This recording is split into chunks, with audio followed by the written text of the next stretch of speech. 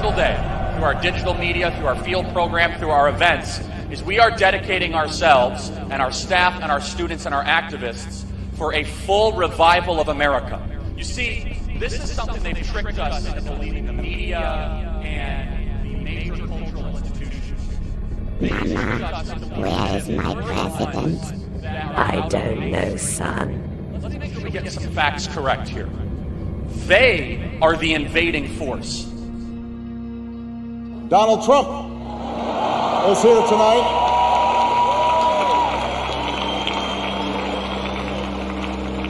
Now, I know that he's taken some flack lately, but no one is happier, no one is prouder to put this birth certificate matter to rest than the Donald. And that's because he can finally get back to focusing on the issues that matter. Like, did we fake the moon landing? What really happened in Roswell? And where are Biggie and Tupac?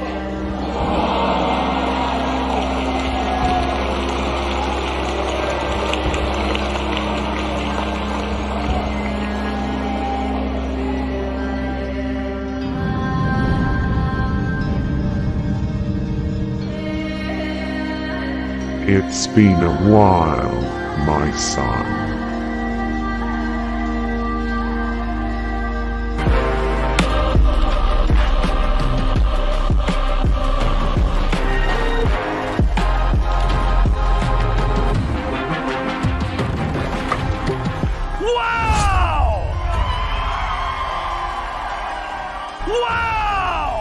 I talked to a student recently at one of our woke college campuses who said she is required in every class to introduce herself and to give her pronouns. Well, I'm Ted Cruz, and my pronoun is kiss my ass.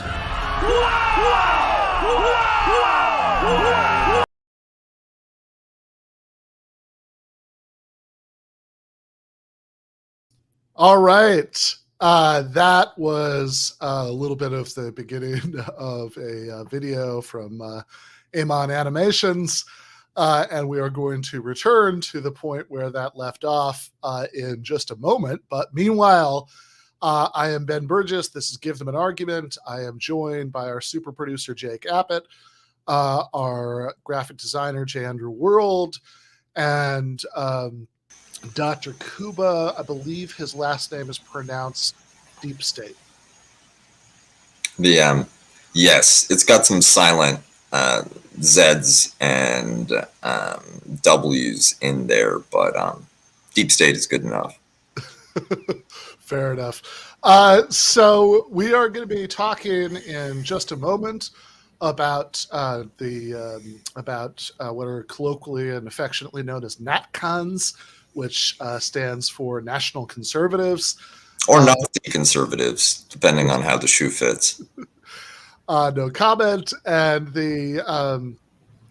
so this is something that these people hold regular conferences. In fact, since we were just watching at the end of that snippet from that animations video that we just watched, we were just watching a little bit of Ted Cruz there, the visual part lightly reimagined from the original. I actually looked up a clip of Ted Cruz at a National Conservatism conference. I believe we have just a little snippet of that. I'm going to commit a radical act. I'm going to speak the truth. America is great.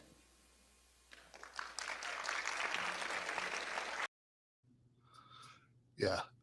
Inspiring stuff.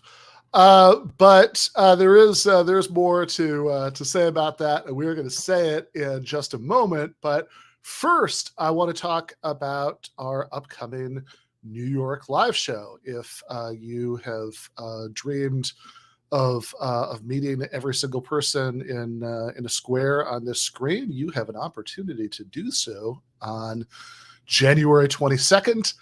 For the second Give Them a Revolution live show. These are joint live shows that we're doing at GTAA with our friends at This Is Revolution and Left Reckoning. In this case, the guests are going to be Bhaskar Sunkara from Jacobin Magazine, our friend Emma Vigeland, and also the voice of Hugo on Bob's Burgers, which I always have to bring up because I think that's what people primarily know him for, Samuel Seder. And so also, though, I know Kuba's going to be there. I think Jean Bajalan from This Revolution might be there also, although that part's not confirmed, so he's not on the poster yet. Definitely Jake and Andy are going to be around. Definitely M. Toussaint from This Revolution is going to be around. And many of your other favorite characters from the GTAA extended universe. Tom in the chat says he's already waiting at the venue. So gonna have to, there's some cold weather between now and then at the venue, but that is on January 22nd at the Cutting Room in New York. So very close to Penn Station, very centrally located, no matter where you're coming in from. We actually do have the link to get tickets to that in the at the bottom of the description for this episode that you are watching right now. It's not one of those bullshit things where we say, "Oh, we'll put the link in the description," but it's not, but like we forget to do it. This is already there right now. So on January 22nd, we've got the VIP meet and greet at 5, doors open for everybody else at 6, and the show actually starts at 7. We're still planning that, but I think the one in Los Angeles was ridiculously fun, and I think this is actually going to be better.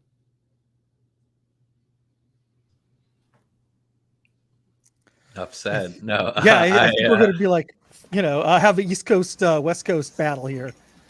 Yeah, that's true. I think we need a few. Who has the best fans, right? You wouldn't believe what they were saying about New York and California.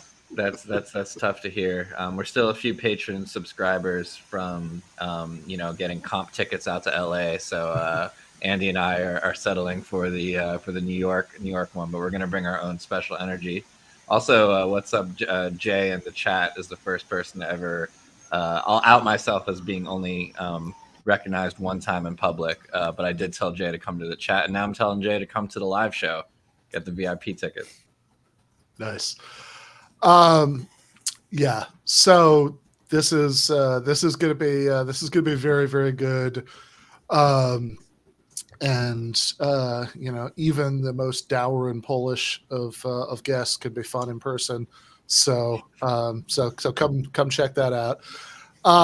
Andy in person lets loose, right? Like on the show. Yeah. There's a whole physical aspect that I just can't do here because I'm just sitting in front of a computer. There's a lot of physicality to his a whole Buster Keaton thing. Yeah, there's a silent movie star energy to it. So yeah, y'all got to come out. Yeah, you're only getting like a quarter of Andy if you see him on the screen. The chat says, was the LA show filmed? It was not. The visual up half of that is, if you were not there, it is lost like tears in the rain. But if you are a GTA, Left Reckoning, or TIR patron, that the audio was released as a podcast for all three. And ideally, you should be all three, but if you can only budget one, do GTAA. But I'm not to move. Gotta get that in. But meanwhile, though, there are also many photos. As Jeremy Salmon, who was at that show, reminds me, if you go to the GTA Instagram account or various people's Twitter accounts or the TIR Instagram account, you can see a whole bunch of those. So it's not entirely lost like tears in the rain, but mostly. All right. I am going to actually let me say this before we say goodbye to Jake and Andy until the post game. I do want to talk just a little bit to maybe kind of transition into what we're doing tonight about something I just wrote for the Daily Beast about a friend of show, Jordan Peterson. I don't know if he would describe himself as a national conservative. If so, of course, not this nation because he's Canadian. But in any case, do we have the Daily Beast? Yeah, there we go. So it's called Jordan Peterson's Politics Make Life Harder for Young Men. And basically what I'm tracking in the article is, using as the jumping off point, Peterson's return in triumph to his first love, Twitter, in the last week or so. This sort of culmination of his transition from this sort of quasi-spiritual self-help psychologist guru who certainly, expressed some political opinions, but was largely focused on more elevated matters. And sometimes people would even sort of deny that he was a conservative, into this just unabashed partisan of the right wing and day-to-day news cycle politics. That if you look at his Twitter now, it is just nonstop praise for the genius of Elon Musk. We actually watched the post game last week, released this as a clip, the appearance on Piers Morgan, where he expressed a little bit of ambivalence about Donald Trump, largely because of his personality, but praised him for his efforts on behalf of world peace in Jordan's mind, and also all the wonderful things that he did for the working class. And he said that he personally would prefer that Governor Ron DeSantis be president next time. And he's also been effusive in his praise of Mike Pence, etc. And the point I want to make about this is just that. I hope so. King Charles and Jordan Peterson, that should definitely be what's on a Canadian dollar now.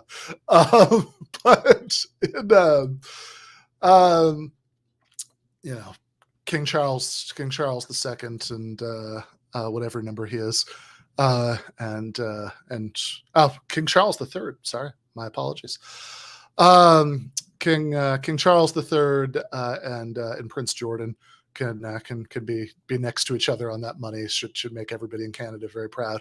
But in any case, the basic point I want to make about all this, the article, is not so much Jordan Peterson is a bad man who has cultural politics that are different from mine, although he is and he does. But that's kind of boring. That's kind of a given at this point. The point I really want to make in the article is, look, Jordan Peterson routinely moves himself to tears talking about these alienated, frustrated young men who come to him for advice, who aren't living the kind of lives they want to live. He has all kinds of advice for how they could live it. A lot of it's stuff like cleaning your room and standing up, with your back straight and focusing on advancing your own life rather than trying to fix the world around you and things like that. But it seems to me that the real question you have to ask is, look, sure, these guys, certainly not just guys, but let's focus on that because that's his focus that he's talking about. They're, the problems that he's describing are very real problems. These people are often very alienated, very confused, very frustrated by what's going on in their lives. They're not doing things like getting married, having kids, having the kind of career trajectories they might like to. But the question is, why not? Did feminism do this? Did blue-haired college kids who care too much about pronouns do this?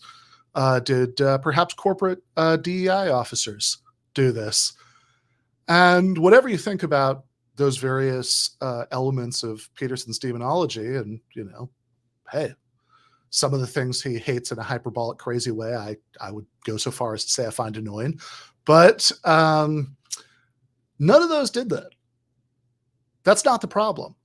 you can actually look at some pretty good statistical evidence about this. You can look at couples who are not engaged or married, but say like the people would like to be married one day, and look at the reasons they give to pollsters for why they're not. You can look at people who either don't have kids or don't have as many kids as they would like and ask about the reasons they haven't had them. And in a boringly overwhelming majority of cases, the answer, which should shock exactly nobody who's thought about this for 10 seconds, is money. That they that like it's all money stuff. That they don't that, you know, I'm not financially secure enough. My partner's not financially secure enough. We you know, not enough paid sick time, no paid sick time. I don't, you know, I'm worried about the economy. I'm worried about how we're going to have the money, you know, to support, you know, to support kids consistently.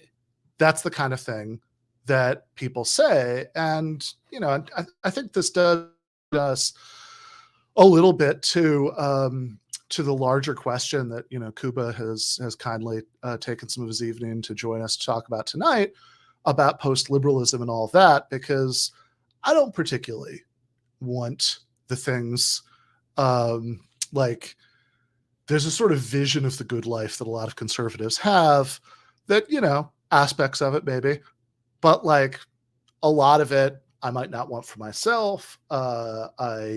A lot of it's bound up in religion, and, you know, that's not my bag, obviously. There's even stuff that I do want for myself, I don't think should be like legally mandatory for people who don't want it.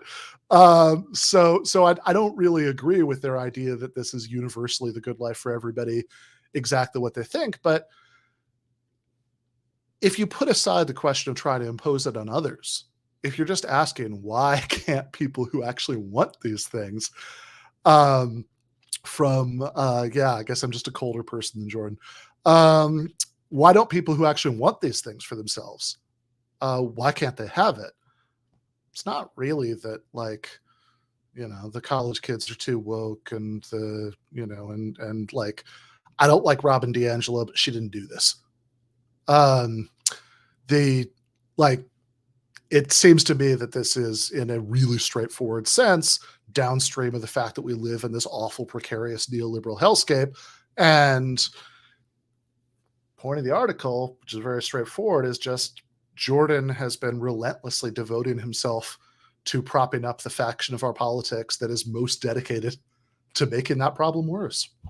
We need like a "we didn't start the fire," but it's like Robin DiAngelo and pronouns and everything that Jordan Peterson thinks is leading to the modern crisis of masculinity, and it's like, no, we didn't start it. It's yeah. Sorry, what were you gonna say, Kuba? Oh, I mean, there's a lot there. I don't really know which thread to start pulling at. I begin maybe by saying that, in general,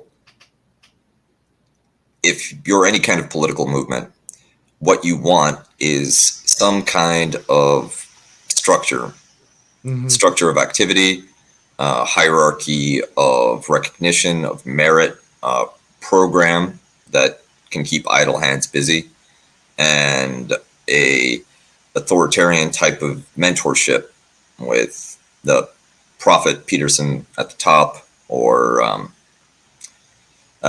Ron or Don, whichever Republican strikes your fancy as your NatCon Führer, organizing that frustrated male energy towards their ends.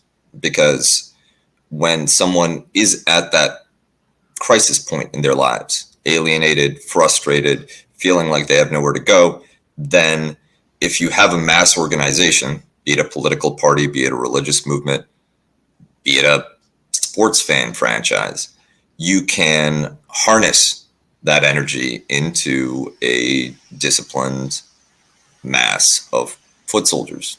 Some of them will grow into more than that. But if you're not getting them on your team, whatever your team is, then the second best option is to keep them alienated and frustrated and shaken up, and just point them in the direction of your enemies and some of them will chomp at the bit and do the thing that you never mention but seems to be the implicit conclusion of all of your arguments. What you don't want is them finding that structure and purpose, meaning, community, validation from anywhere else. Because even if it's a boring establishment group like the Elks or the Boy Scouts, once somebody has some of those issues in their life straightened out, then they become much less amenable to your type of your anti-establishment, quasi-mythical, dragon-slaying, chaos-taming program. And I think another way of thinking about the NatCons and about this moment that we find ourselves in culturally and politically is through the Gramscian lens of hegemony, counter-hegemony, and counter-elite. That we've been in under the authority of a particular kind of establishment elite since the 90s. Basically a bipartisan, you could say George W. Bush, Mitt Romney, Hillary Clinton, Barack Obama, Bill Clinton spectrum of Ivy League, patrician, stewards of capitalism. And under their benevolent and enlightened rule, everything was supposed to be fine. You were supposed to be able to find your bliss and your purpose and your meaning through the market, through the internet, and everything was going to work out great. Now, that same class, despite the Trump interregnum, is in charge, but the luster is gone. The implicit authority, the kind of consensus that these people who wield power should be the ones wielding power is gone. And their political program of kind of American flavored neoliberalism has also been severely strained and delegitimized for substantial portions of the US population, especially younger people. So one question that I have when I look at developments in the United States is, now that the hegemonic political consensus is breaking down, now that the elite is wobbly on their feet of clay, what is the counter-elite? What are the counter-elites? What are the counter-hegemonic discourses that are mass enough, organized enough, based enough to potentially compete in the next round of crisis, which is inevitably coming? And that's one reason why I follow the national conservatives so closely. On the Republican side, they are essentially the counter-elite, and the program and the worldview that they offer is the counter-hegemonic discourse of the right, where they take aim at the establishment elite and they propose a new way forward that you can be a part of, you can be involved in. You can change the world if you sign on to their program, if you join their army. And that's why people who otherwise would be amusing but marginal religious psychos, we now have to look at in a more sober way. In a similar sense, they're doing the same thing with the revived left. While they paint the woke variant as this dominant overforce, right? Sometimes it's called the cathedral, sometimes it's called the successor ideology. They have different terms for it depending on who they're citing.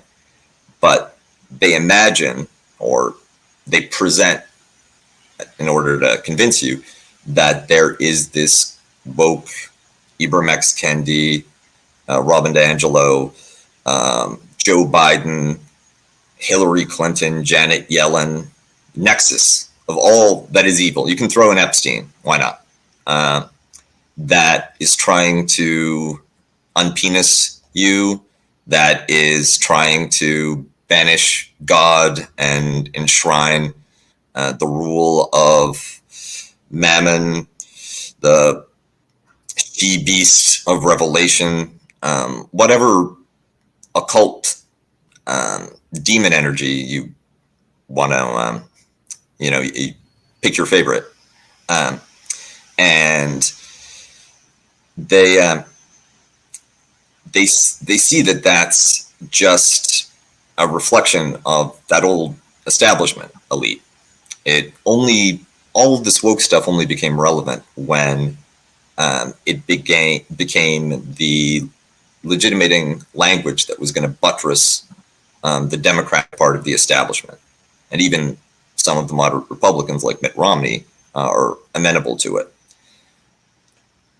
The NatCons recognize that a socialist left that's class first and has material critiques of the same elites that they do, and a different and potentially much more fruitful, effective program is something that they need to keep an eye on, because if we could do a better job of organizing, of collecting and husbanding our resources, of creating those structures, which could be a place where not just young men, but disaffected young women, people of all ages can find cross-identitarian solidarity and working together for a better future, then that would be something that they worry about.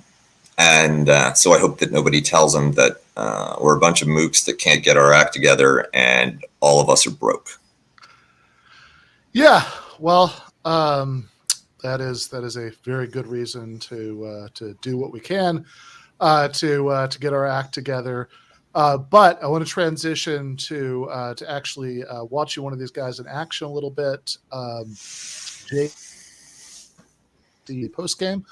And where we are also, I should say, going to be joined by Rayvanna from TYT, and I think Matt at least is also going to be able to stay for that. So I will see you guys there.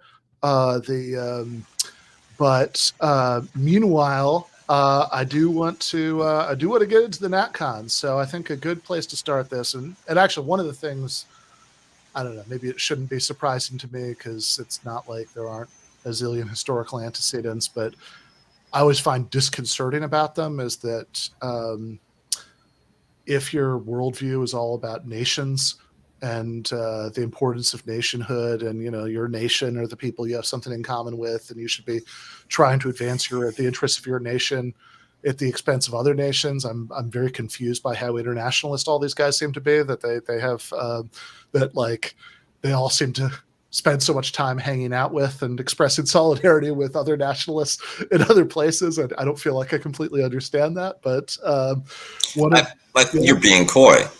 It's perfectly understandable. It's part and parcel, just like America exported wokeness as a left type of discourse and worldview, which contained in it a fundamental racialization of identity. The right, they say nationalism because they can't say what they really mean. There's a segment of the right. I shouldn't say all NatCons, but that see this traditionalist language as a means of laundering, quite frankly, white supremacy. And there's a recent post by Rod Dreher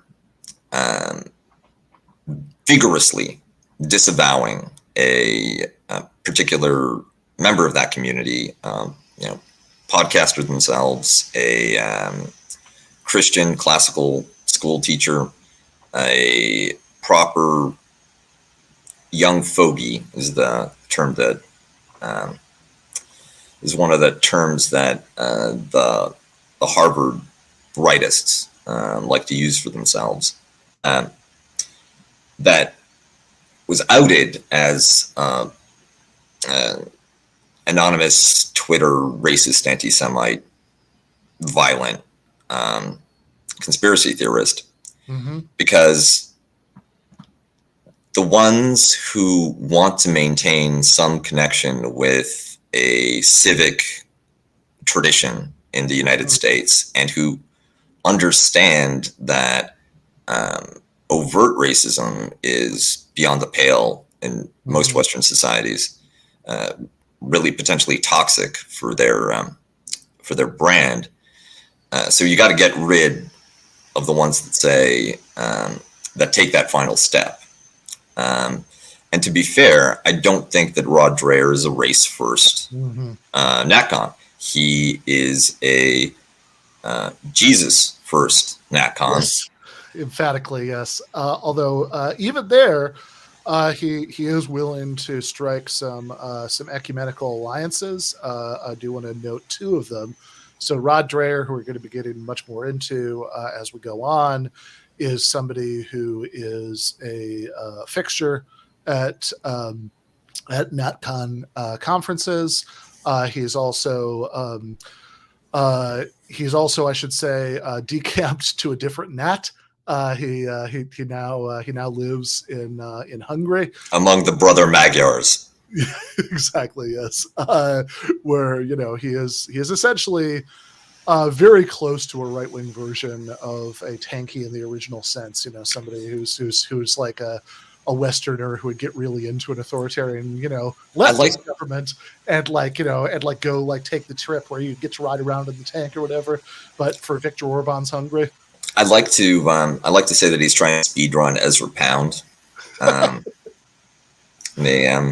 He'll end up at that war crimes tribunal sooner or later. Fair enough.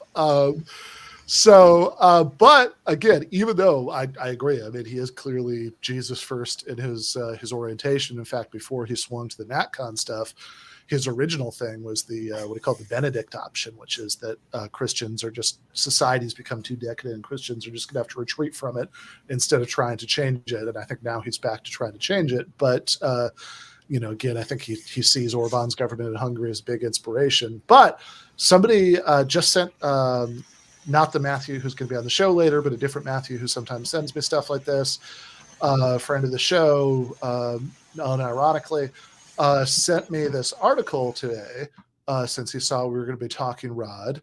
It is Ken and Malik in the Guardian. And there is this fascinating quote about the World Cup in Qatar and the various criticisms of that nightmarishly awful regime in Qatar that have been raised in connection to it, having to do with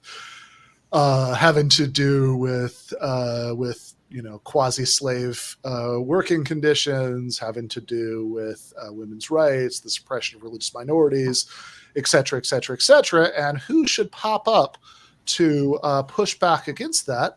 But, well, let's read for this. The American Christian conservative Rod Dreher, a cheerleader for Donald Trump, Marine Le Pen, and Viktor Orban, has condemned Western, quote, cultural imperialism, unquote, toward Qatar, excoriating, quote, the disgusting arrogance of Western liberals who treat the diverse peoples of the world as if they were wogs who exist to be humiliated into being civilized, which, man, this got to be Rod at his wokest.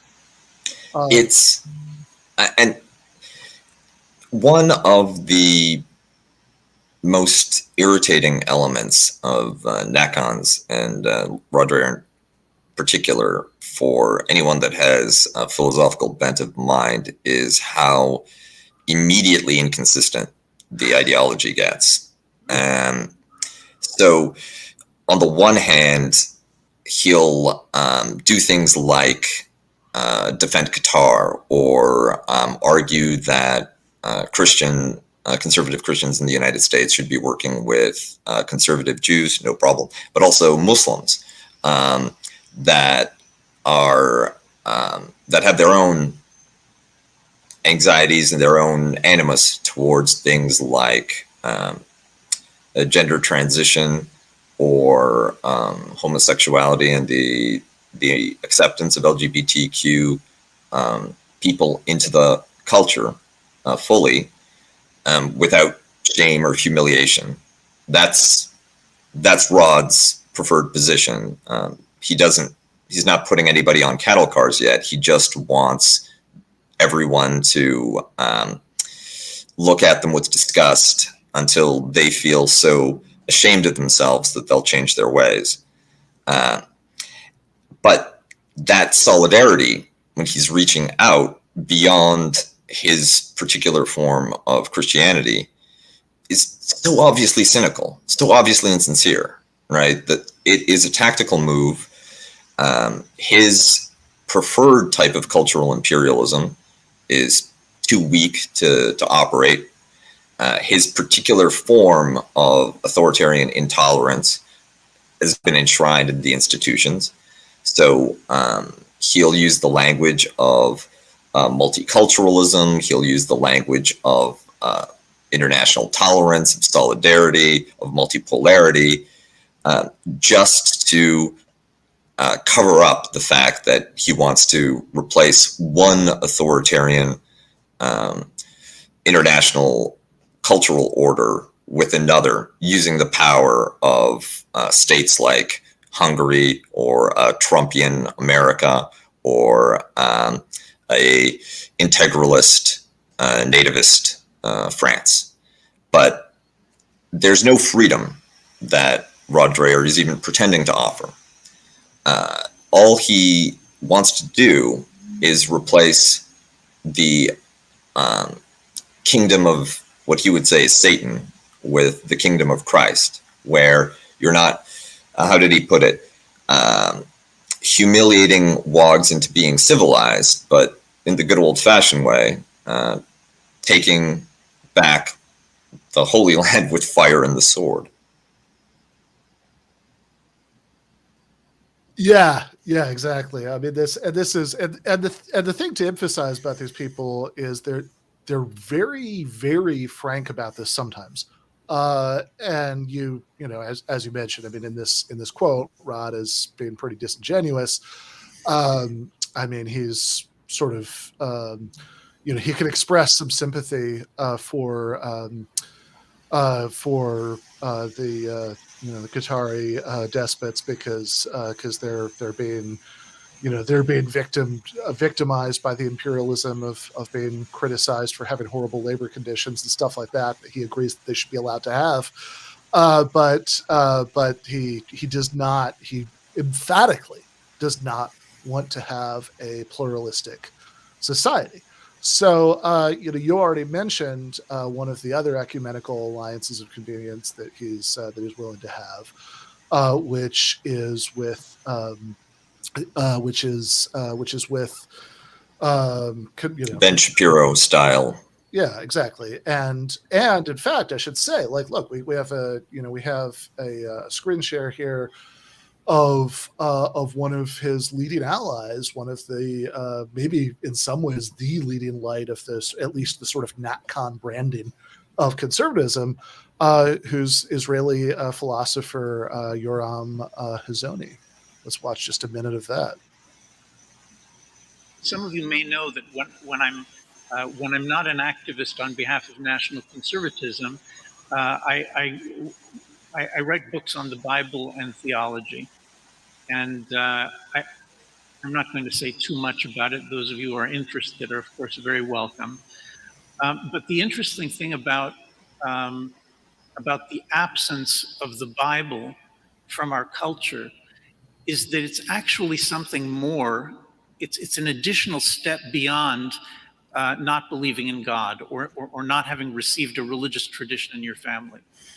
Because I would think, and you know, maybe it's because I'm a scholar of this subject, but I would think that a person could be, you know, an atheist and be certain in their disbelief and still think of the Bible as a work or a set of works of great literature that you could be proud of and study and learn from and to quote the same way that we're proud of Greek philosophy and of medieval philosophy and of modern works of political theory and philosophy, whether they're conservative or liberal or otherwise. There are a great many wonderful books that are cited and that have been cited for the last 2 days. But I have to tell you that after 30 years of teaching Bible in front of all sorts of audiences, and I'm talking about religious Christians and religious Jews and completely atheist audiences, and I find it easy to teach the Bible as a work of philosophy or political theory, just so people know the ideas that are their inheritance. As nationalists, of course, one of the ideas that's of interest to us is the fact that the idea of the independent nation,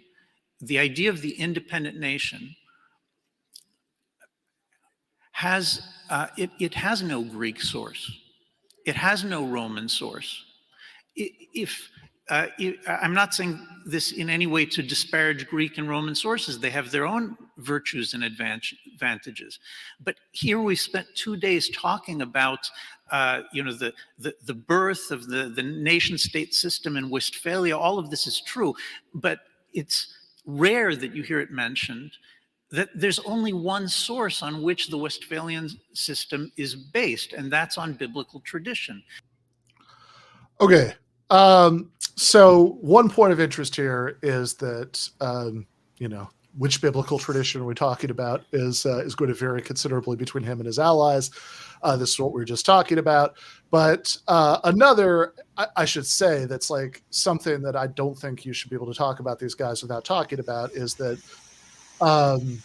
this idea that there's some sort of concept of nation that's present in the Bible that has anything to do with nationalism, I think is just like utter horseshit. Like it's just not at all true. This is so I was at one point going to do a debate with Yoram. I had actually Ario magazine was publishing an extract from his book, and they asked me to write a critique of it, and then we were going to do a debate later, and ultimately Yoram didn't like the way that they presented the two side by side, and he ended up pulling the extract, and the debate never happened.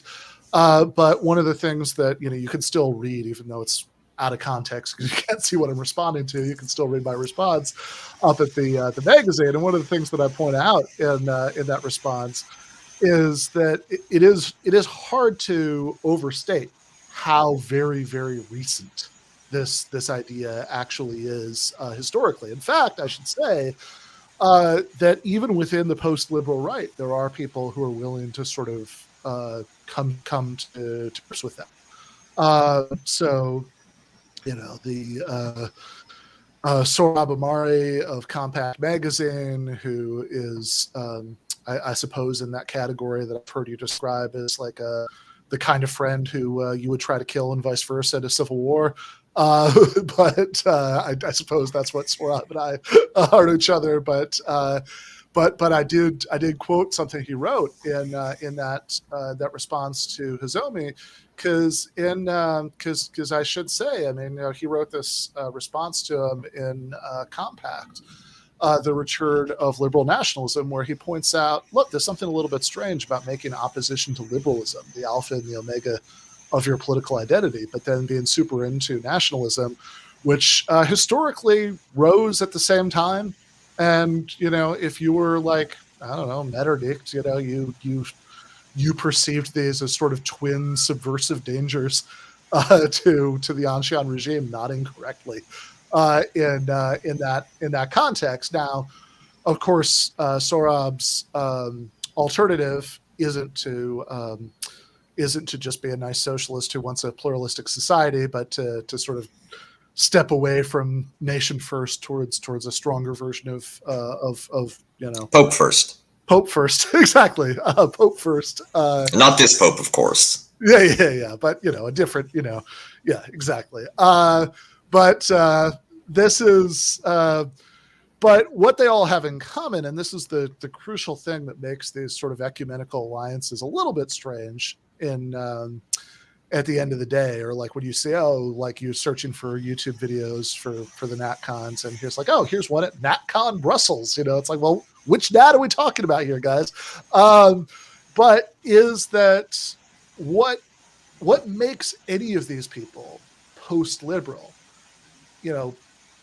is, I think, worth maybe spending a second on. And this is going to connect what Matt McManus is going to be here talking about with John Stuart Mill later in the episode. That, like, you or I might use the word liberal as a term of derision because what we mean by liberal are like, Democrats. Our vocabulary has been poisoned by American media. Yeah, I mean, what we mean are like liberals, and to be fair, I think even before that, like I think going back to sometime in the 19th century, there is a tradition of using the word liberal as a contrast not only to conservative, but as a contrast to radical, liberal as opposed to radical. And so like that's roughly what we mean if we deride it. But what they mean by liberal is the more basic meaning of it, which is like unambiguously good. That you should have... Yeah, the freedom part, the libertas element. Yeah, exactly. That you should have a pluralistic society where you don't try to impose your vision of a good life on anybody, and you let everybody, sort of figure out, their own way through life as makes sense to them, and what exactly the boundaries of that are historically fuzzy and contested and all of that, and that's obviously true. But that sort of basic vision that is sort of, when you say it all out loud, it all sounds so anodyne that it's like, yeah, obviously. I mean, it's a very provocative pose on the left to, like you said, the tanky variant, which rejects civic or civil libertarianism, civil liberalism, whatever label you want to put it, which essentially comes down to a legally protected individual freedom and rights.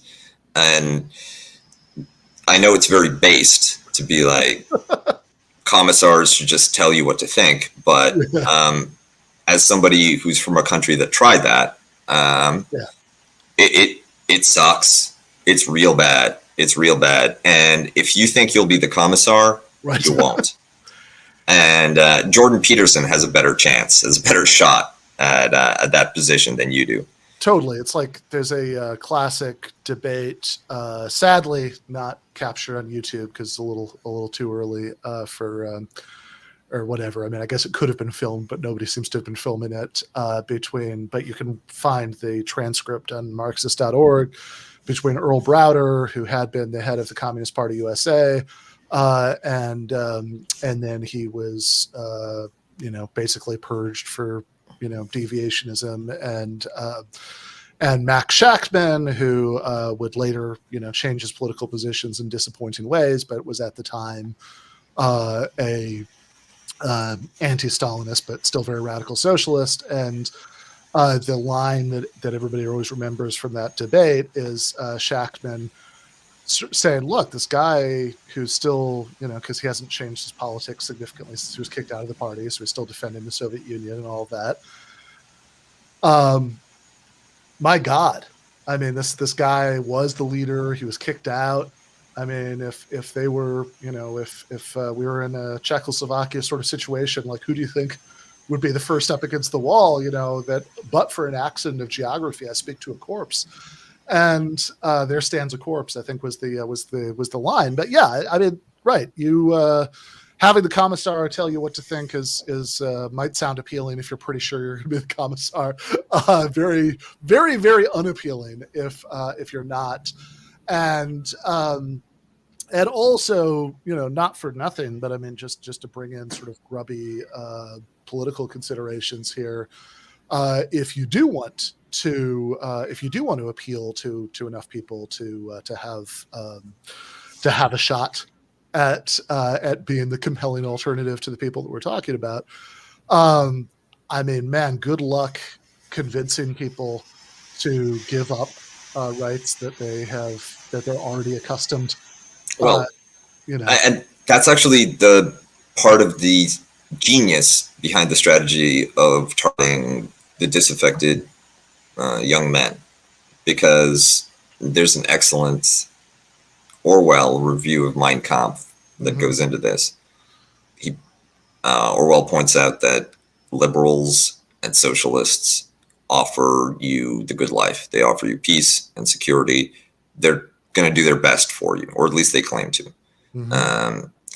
To a certain extent, the distinction between liberals and meaning American style or free market types and socialists is that they think that the other person has the wrong program, that it'll be disastrous if you go down that route, but take my route and we'll get to the destination you were promised.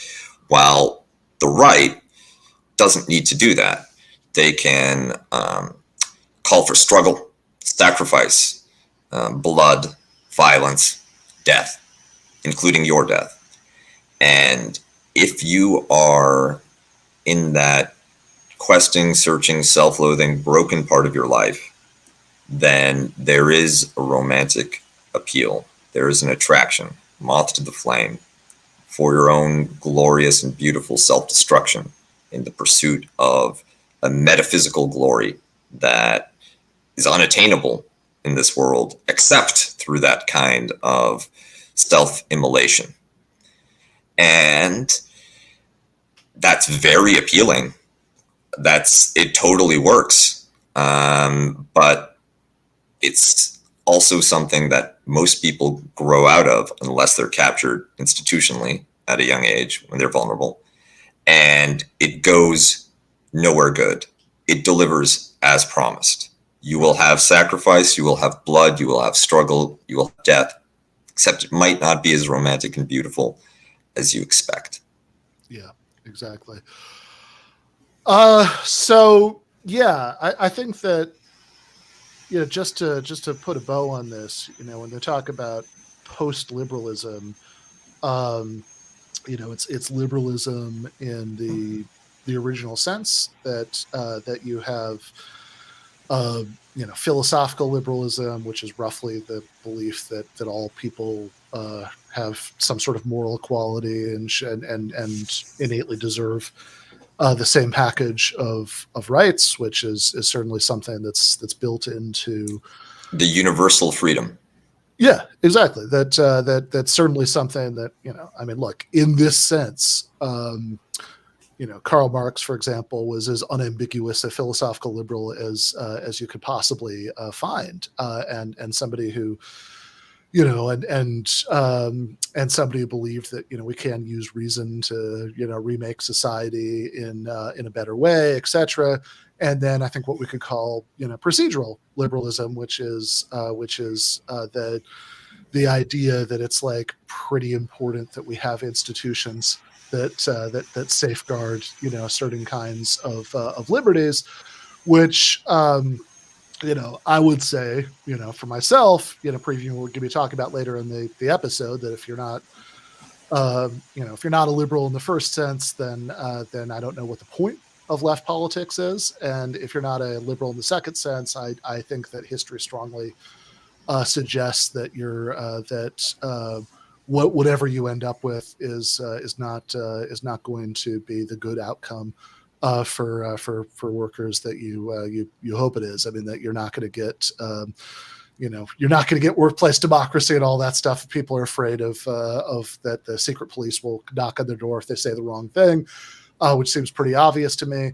And none of that suggests being a liberal in the as opposed to radicalism sense. But I want to talk not about the sort of people who, for naive reasons or because it sounds base to them, would sort of reject that from the left, but the people who reject it from the right. And in particular, I want to talk about Rod Dreher. I was reminded earlier of, and we're just going to play a minute of this, of a time when I subjected your This Revolution co-host Jason Miles to a bit of Rod Dreher. So we're just going to watch that right now. for reasons that become clearer in a minute, this made me think, the get out discussion made me think of this. And late last week, I was texting with Jason, and I said, "Hey, do you know this guy Rod Dreher? Have you ever heard of him?" He was like, "No."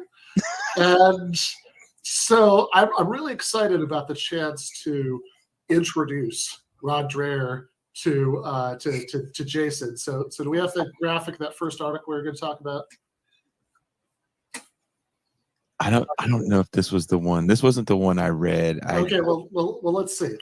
So here's how this article starts.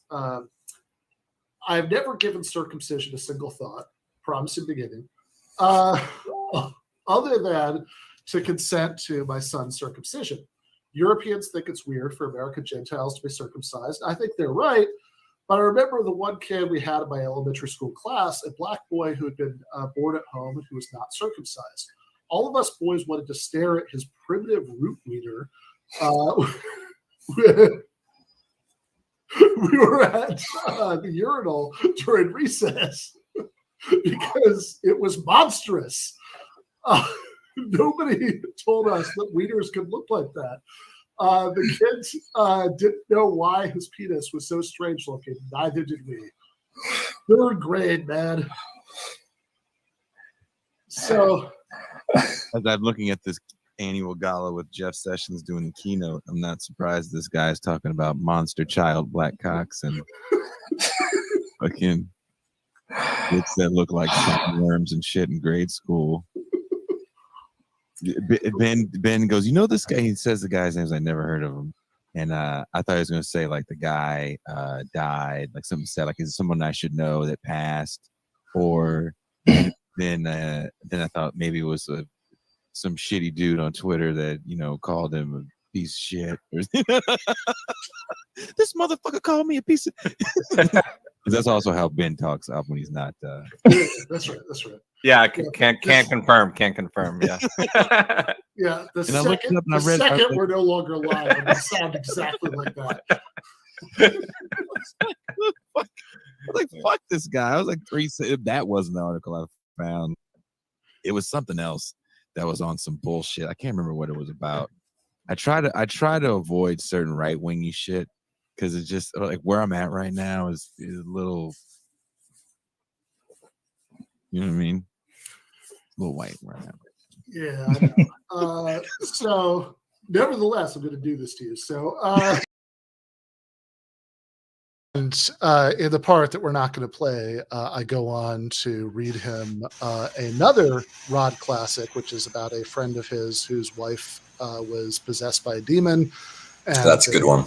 They held an exorcism for her, and the article makes it clear that Rod believes with absolute certainty that this is what was actually happening to this woman, that she was demonically possessed. So that's the worldview. But let's back up a little bit. Like who is this guy, and kind of what is he to this crowd? So Rod Dreher he's a journalist and a writer. He's an opinion writer. He never had a political post, but he's been part of this religious Christian counter-right for a very long time.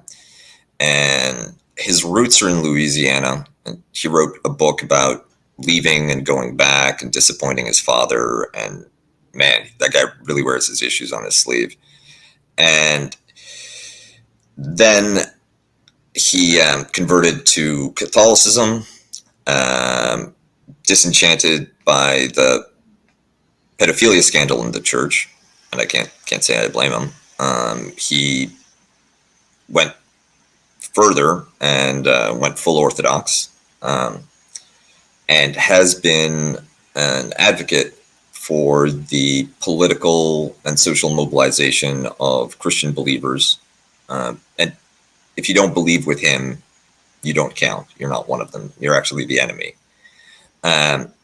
First, with his program, when the Benedict option, which I think was his first real political book. I don't know if Crunchy Cons came before, but that was just Bobo's for Jesus.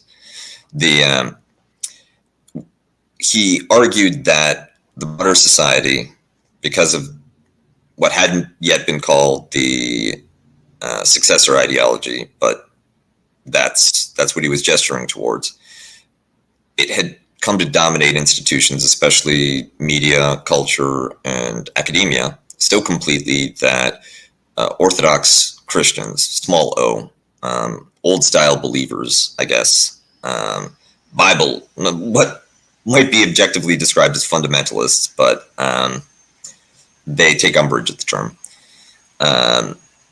that the civic culture is becoming hostile towards them, and that they will at some point, and he speaks this with alarm that is clearly sublimated relish, that he will have an opportunity for martyrdom when the pagan DEI people, occultists, witch, transgenders come to your house and require you to bless a same-sex dog marriage or something as a right of citizenship. You know, to get your Social Security payments, you have to have at least one same-sex dog couple in the house. So he's convinced that any move where Christians cannot, in complete security, free from consequence, condemn and deny LGBTQ people patronage or civic recognition or access to services or resources that they control, say, whether it's a soup kitchen or an adoption service, then that represents the triumph of the force of Satan over not just Christianity, but since Christianity is the only path to truth and the way, what could be called human civilization or the light of reason. And it's funny because to the extent, and this is one thing that we haven't mentioned and might be a topic for a deeper conversation, but it's a point that I wanted to make. As a historically minded leftist, as a historically minded white European leftist, I despise their appropriation of Western tradition. Mm-hmm. There's much more to it than popes and the Bible and their particular flavor of traditionalism. There's a counter-tradition. You point out that that nationalism is a relatively recent phenomenon, despite the Yuval mentioning, claiming that it emanates from the Bible. Mm-hmm. And as a poll, bullshit. If you want to find roots for modern nationalism in the West, look to the pagan tribes of Northern Europe. That's just as likely a source for that kind of ethnocentric politics as anything in Judaic holy book that most people couldn't even read until the 18th century. Right. And couldn't read and in the sense that they didn't have the capacity to until the 18th century, and couldn't read in the sense they weren't even legally allowed to until a few hundred years before that. But yeah, I mean, again, like the factoid that always sticks in my head that I always think of about this is from Mike Duncan. Something that he mentions, about the French Revolution, which is that like the French language was a consciously engineered political project of the Jacobins. That if you in 1790, if you started in Paris and go to Rome, like every village that you go further, like sounds a little bit less like Paris and a little bit more like Rome, but like there's really no clear distinction between a French language and an Italian language until you get essentially the bourgeois revolution and the beginnings of national education systems and standardization and all of that stuff. And we shouldn't treat that as entirely some kind of perfidious, quasi-reactionary power play. No. One reason why you standardize language is so that everybody can read the laws, everybody can talk to one another. that your political community, and that's one of the dilemmas around nationalism. Mm-hmm. If you have a politics that looks towards popular sovereignty, that rejects authority that stems from God or tradition or a king or some metaphysical ontological source, and insists that the governed are the ones that justify any authority over them, mm-hmm. then you need to have some kind of cognitive shared operating system, some framework, linguistic, ideological, so that the people can actually become conscious of themselves as a people and be able to organize and live a collective political life. Now, it would have been great if that had happened on a universal basis and that we'd have shot past. Exactly. But yeah, I mean, it's progressive in context, like yes, like a big. Well, I mean, the very early stages of the French Revolution, when before they, not only before they beheaded the king, but before they stopped considering him the king, a big early change after 1789 was that he was officially referred to as the King of the French, which now you have this concept of this thing that's distinct from just the king's subject, this entity, the French, that he's the king of. That itself was a big move towards having towards a recognition that the population has any status at all other than squatters on the land that you're king of. Yeah, exactly. So yeah, it is progressive in context. Of course, ultimately, it's even better to say that everybody else counts too. It shouldn't actually matter very much if you're French, or if for example you're Breton, Walloon, you name it. And that's one of the ambivalences within French nationalism, is the extent to which that concept, Frenchness, is tied to a particular ethne or not. The Gaullist variant insists that it's purely civic, that and kind of, whatever language you speak at home, whatever you do on your own time is totally fine. It's your business. In fact, the French state will protect your right to have your own business, but you gotta get with the program on the national level stuff. I kind of want to talk to I think that that is the official line. I think if you talk to like Muslim, there's always reasons to be suspicious of official lines that sound good. And in this case, I think there's quite a lot of reason to be suspicious of it, But again, the problem is that it's not, But the problem in this case is mostly that it's just not implemented fully enough, and ultimately it doesn't give way to something more expansive than that. But I did want to just say on this. We're gonna have Matt on in a few minutes, and actually before we start talking Mill with him, I want to talk to him about an article that he just wrote about Alexander Dugin, and I think that there's something that Dugin said that I thought was really interesting, and it would be good actually to hear you. Talk a little bit about the politics of all of these guys relative to the current, quasi-apocalyptic power struggle in Europe, because this is also something that came up in my exchange with Hazony. That look, he wants to talk about the war in Iraq and blame it on liberalism. I don't think liberalism did that, but regardless.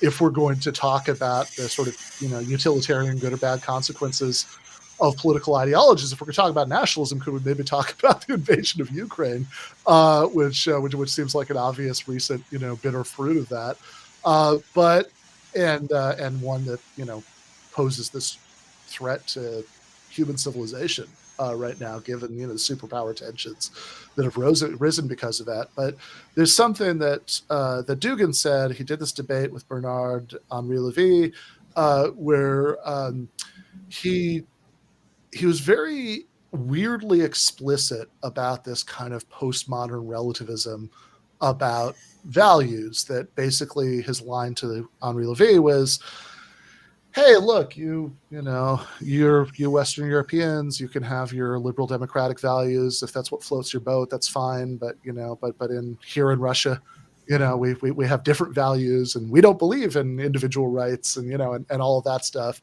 So there is this sort of weird connection between something that like is almost like this strange horseshoe between like the dumbest possible version of anti-imperialism and this kind of ultra-reactionary nationalism.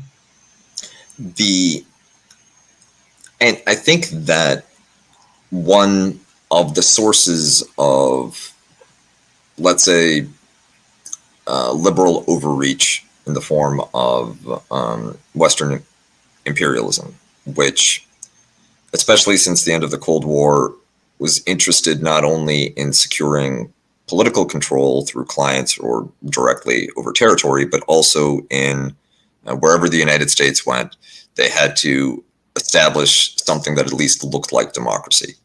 You couldn't find a sultan in Baghdad in 2003 and just call it a day. No, you had to have elections, you had to have a constitution, you had to do this, you had to do that.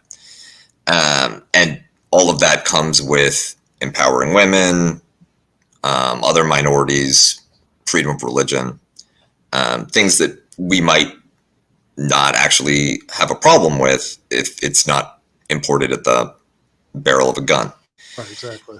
And for the Duginites, and that whole basis of why the West is able to do this comes down to a belief in universal reason, that there's ways that we can determine as human beings, as sort of rational minds, that something is better than something else. Mm-hmm. And if we are going to change politics or society, if we happen to wield power, then it is obligatory for the sake of the people that are being ruled to take the program that makes the most rational sense. And because they're people that you're ruling, if you explain it to them, mm-hmm. they'll get it. Dugin and Rod Dreher and al-Baghdadi and people on the far right, whether nationalists, whether religious fundamentalists, beholden to other types of mystical ideologies, they believe that human reason is simply by itself insufficient to get you there, that there's a divine dispensation in the world, whether it comes from the metaphysics of blood and belonging, right? Your ancestors were members of the right tribe or race, or whether it comes through the benevolent dispensation of the one true God. Pick your flavor of deity, but that's the truth, and you don't get at it rationally. So there's no point arguing with liberals or socialists or atheists, because there's a fundamental blindness in them. Where does this blindness come from? It's funny because if before Rod Dreher made it respectable, then the best you could get as an explanation was, look, God does not intend for everyone to be saved. God does not grant the wisdom to see the truth to everyone. He blinds some eyes. So there you go. That's atheists. With Rod, it's like, no, demons. It's demons. There's demons out there. They're in your head. They're eating away at the good part of you because you're a bad person. And we either got to get the demons out or we got to kill you before you let the demons spread. Yeah, that was very well said. Let's get like some manichaeism back in here, right? If Rod Dreher is ever in a position to influence society, go long on X or Corp or whatever neoliberal variant of spiritual warfare that like the Koch brothers prop up. I actually kind of want to see now, like that makes me think I want to now see the RoboCop version of an exorcism movie where there's like the private corporation that the government contracts to for the theocratic exorcisms. So I should say we are now joined from Ann Arbor, Michigan, by Matt McManus, which explains why my liver is clenching up right now. As it should. And I like the feeling that you get a little afraid when you're in my presence, Ben. It makes me feel powerful. Fair enough. So Matt teaches political science at the University of Michigan, and wanted to bring him in on this part of the discussion because he has recently written an article that's gotten a lot of pickup in Commonweal about Alexander Dugin called "Just Call It Fascism." Alexander Dugin's fraudulent third way. And I think there's like a good transition here into the John Stuart Mill stuff we're going to be talking about in a few minutes because of that exact point that Kuba just made, that in a certain way, like the most fundamental thing that all of these guys, Rod Dreher, Alexander Dugin, reject about liberalism is the idea that you should be, that you can just kind of use reason to convince everybody to live, to adopt your program. I mean, like in some ways they kind of have to reject that. Otherwise, why do you need the state to impose your vision of the good life? Why not just convince people that it would be better to live that way? Also, you set your own position up for refutation through reason. Oh, absolutely. And I think that you can see elements of this in the reactionary tradition going all the way back to somebody like Joseph de Maistre, who was a profound influence on a variety of fascist thinkers, most notably Ebola, but also Schmidt. De Maistre famously said that philosophy is fundamentally a destructive force because it submits all forms of authority to criticism, and not just any kind of criticism, the criticism of all. And this is absolutely corrosive and needs to be rejected prima facie offhand without any kind of toleration. I remember de Maistre had said that civilization stemmed from three sources, a kind of reflective trinity, Pope, King, and Executioner. And that none of them are philosophers, none of them are agents of reason. No, absolutely. And what's interesting is the elective affinity draws between all three of these, not just at the functional, but at the conceptual level, because he says the thing about the executioner is that he doesn't just scare people. He attaches a kind of sublime quality onto authority because he has power over life and death in the same way that God has power over life and death. And attaching that to authority, or attaching that to power, transforms that very effectively into authority. And I think that you see new iterations of that in Duginism. One of the things that really is cheap about Duginism, and there's a lot of things that are cheap about Duginism, is the way that he follows through with a lot of classical fascists in trying to reappropriate in this very trashy way certain kind of left-wing ideas and to reinterpret them in reactionary form, to give his philosophy a kind of countercultural gloss to it. But once you scratch just a little bit beneath the surface, you realize that it's just same old, same old. Probably one of the most representative examples of this I can think of is in his book on Eurasianism and in the Fourth Political Theory. He talks about how Russia isn't going to have a normal democracy. It's not going to have a banal representative democracy like the West. They're going to have a better kind of democracy. It's not one where the people will have any say in how they're governed. because the superior ones will get to make decisions for them. But it is still a democracy according to him, because those superior ones know what the people's destiny ultimately is, and they will be able to compel people to commit in some bizarre way authentically to that destiny. And since they're all participating in it, it's still kind of narrowed. You know what I mean? And it's a really, which I've got to say sounds uncomfortably like, for anybody who knows anything about Maoism, that sounds uncomfortably like the mass line, right? That the party, listens to the people, and it tells them, and it tells them what they need, and all that stuff, and and there's the same sort of weird quasi pretension to democracy there. Oh, absolutely, right. It's just the difference is that Maoism at least had a kind of egalitarian core that would be more consistent, at least theoretically, with the kind of democratic ethos, right? That participation from everybody is something to be valued. What's really fascinating about Duginism and fascist reappropriations of democracy going all the way back to Schmitt is precisely how little interest they have in what the actual people who are being governed have to say, or even what they do with their lives. There's this kind of theoretical resolution of the problem of representation and participation by saying that, look, through attaching the general will or the destiny of the people to a singular figure or set of figures, and saying that they embody this, we've solved the riddle for all time, as it were. But I can't think of any single person who would want to live in any kind of society like that, especially if they were a philosopher like Dugin is, who talks a great deal about authenticity coming from Heidegger, right? Because I can't imagine a society that is less authentic than one where the so-called superior people dictate the destiny of those below them, and they have absolutely no choice but to abide by that, which includes sending, I should point out again, 65-year-olds to die in the Donbass because Putin wants to annex a couple of provinces in the eastern part of the Ukraine.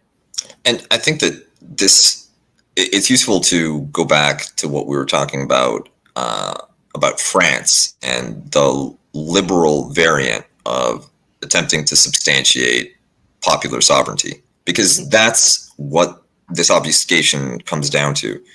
After the French Revolution, the concept of popular sovereignty had such legitimacy that it was very difficult to have any political program that began from a position of, well, who cares what the people think?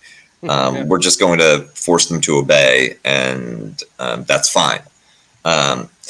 It turns out that it's difficult to have any competitiveness in mass politics if you're that upfront about your authoritarianism. But so they launder it, right? You redefine what the people are. They're no longer actual populations, actual individuals summed up. And the French liberals, and I realize that I'm becoming like the heel that will constantly stand up for liberal nationalism. But in providing a common language and a common civic framework for France, the idea was not to impose that leadership over the people and tell them what they want, but actually to empower the actual people to be able to organize, to be able to learn, and to be able to participate in the collective work of popular sovereignty. I'm not saying it succeeded, but it's certainly not the same as we are a nation collectively together because Father Putin or Chairman Mao all hold our futures in the palm of their hands, and their hearts burn with love for all the sons of the soil. Absolutely.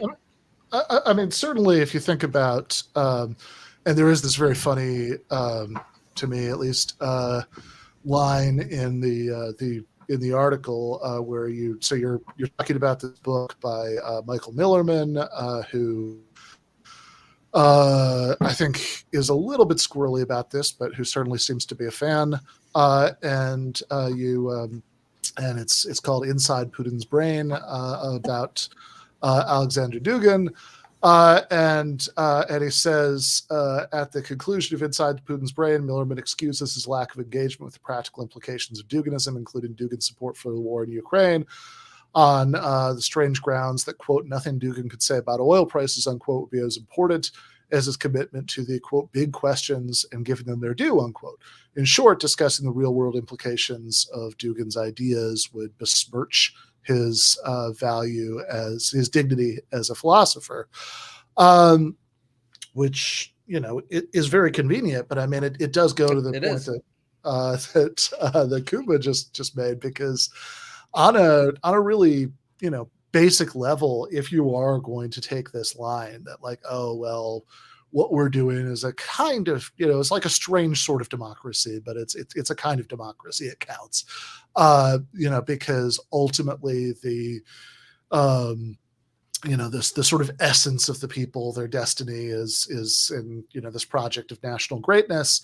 Then like that sounds so much better if you can spend all of your time in this sort of like grandiose, like, you know, Nietzschean aphorism mode, than if you're actually talking about the specific stuff that it means in practice, which would actually, I think, be fairly difficult to get, you know, democratic buy-in for in a deliberative process. Like, hey, how do you guys feel about having the economy fall apart and having your son have to die in what may turn out to be a years-long struggle to determine exactly where the boundary is between the Russian-controlled part of the Donbass and the Ukrainian part? But it's okay, because whatever you think, Vladimir Putin goes into a mystical grove and speaks to a magic goldfish that lives in a blessed pond, which tells him what the true fate and destiny of Russia are. Yeah, and if that goldfish won't be really talkative that day, don't worry, because Dugin will go commune with being itself, and being will tell him that what we need to do is conscript more 60-year-olds to go fight in the Donbass, right? It's weird how being almost always seems to be telling him that, but absolutely. And I should point out that what I thought you said, Kuba, was really insightful when you referred to how it is that far-right thinkers will launder left-wing ideas by essentially deflating them of any kind of material substance that would have egalitarian implications, but giving them their kind of most reactionary dispositions and arguments a kind of progressive makeover in the most superficial way. And you can go back to even, again, somebody like Joseph de Maistre, who made exactly the same kind of arguments in some of his more generous moments, where he says, look, you know, all these kind of progressive French revolutionaries are talking about how it is that the people need to participate in their government. But I'm telling you that the people are most elevated by participating in a monarchy, because then they share in part in the splendor of the monarchy. They don't get to tell it what to do, and they have to do what it says, but they participate in its splendor regardless, right? Well, and the thing is, the reason that there's a certain longevity to these reactionary thinkers, and I'm thinking of de Maistre, especially Nietzsche as well, Carl Schmitt, is that they do point to a reality that leftists need to reckon with, which is, if we believe that reason is a sufficient basis for a humane and effective ordering of the world, which I do, then what about all of the irrationality that surrounds us all the time? And it's dangerous to gloss over it or disregard it, or say that it'll be solved at once the revolution will take care of it, or any of those other hand-waving exercises.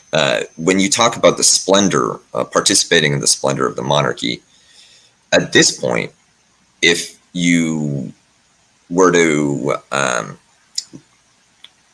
destroy News Corp and eliminate the sort of conservative biases in British media, the fixation on the royal family would persist. It's not even limited to the UK. And where there are no royal families, then publics, media audiences invent them. And we were talking earlier about the appeal for young disaffected men for projects of self-immolation, self-destruction, the romance of blood and violence. These are real. The reactionaries don't invent them. They are not easily solved or wished away. I believe that they are soluble through human reason, but they remain conditions of individual and collective life that we haven't sufficiently grappled with. Yeah, I absolutely agree with that. I mean, people have sometimes asked me about what the appeal of the political right is. And I wrote a piece about this just a few weeks ago for Current Affairs. One of the things that conservative thinkers, and especially far-right thinkers, are very good at is inventing a kind of sublime politics or sublimating the institutions and practices that they happen to be in favor of. And what this allows people to do is very much what de Maistre said.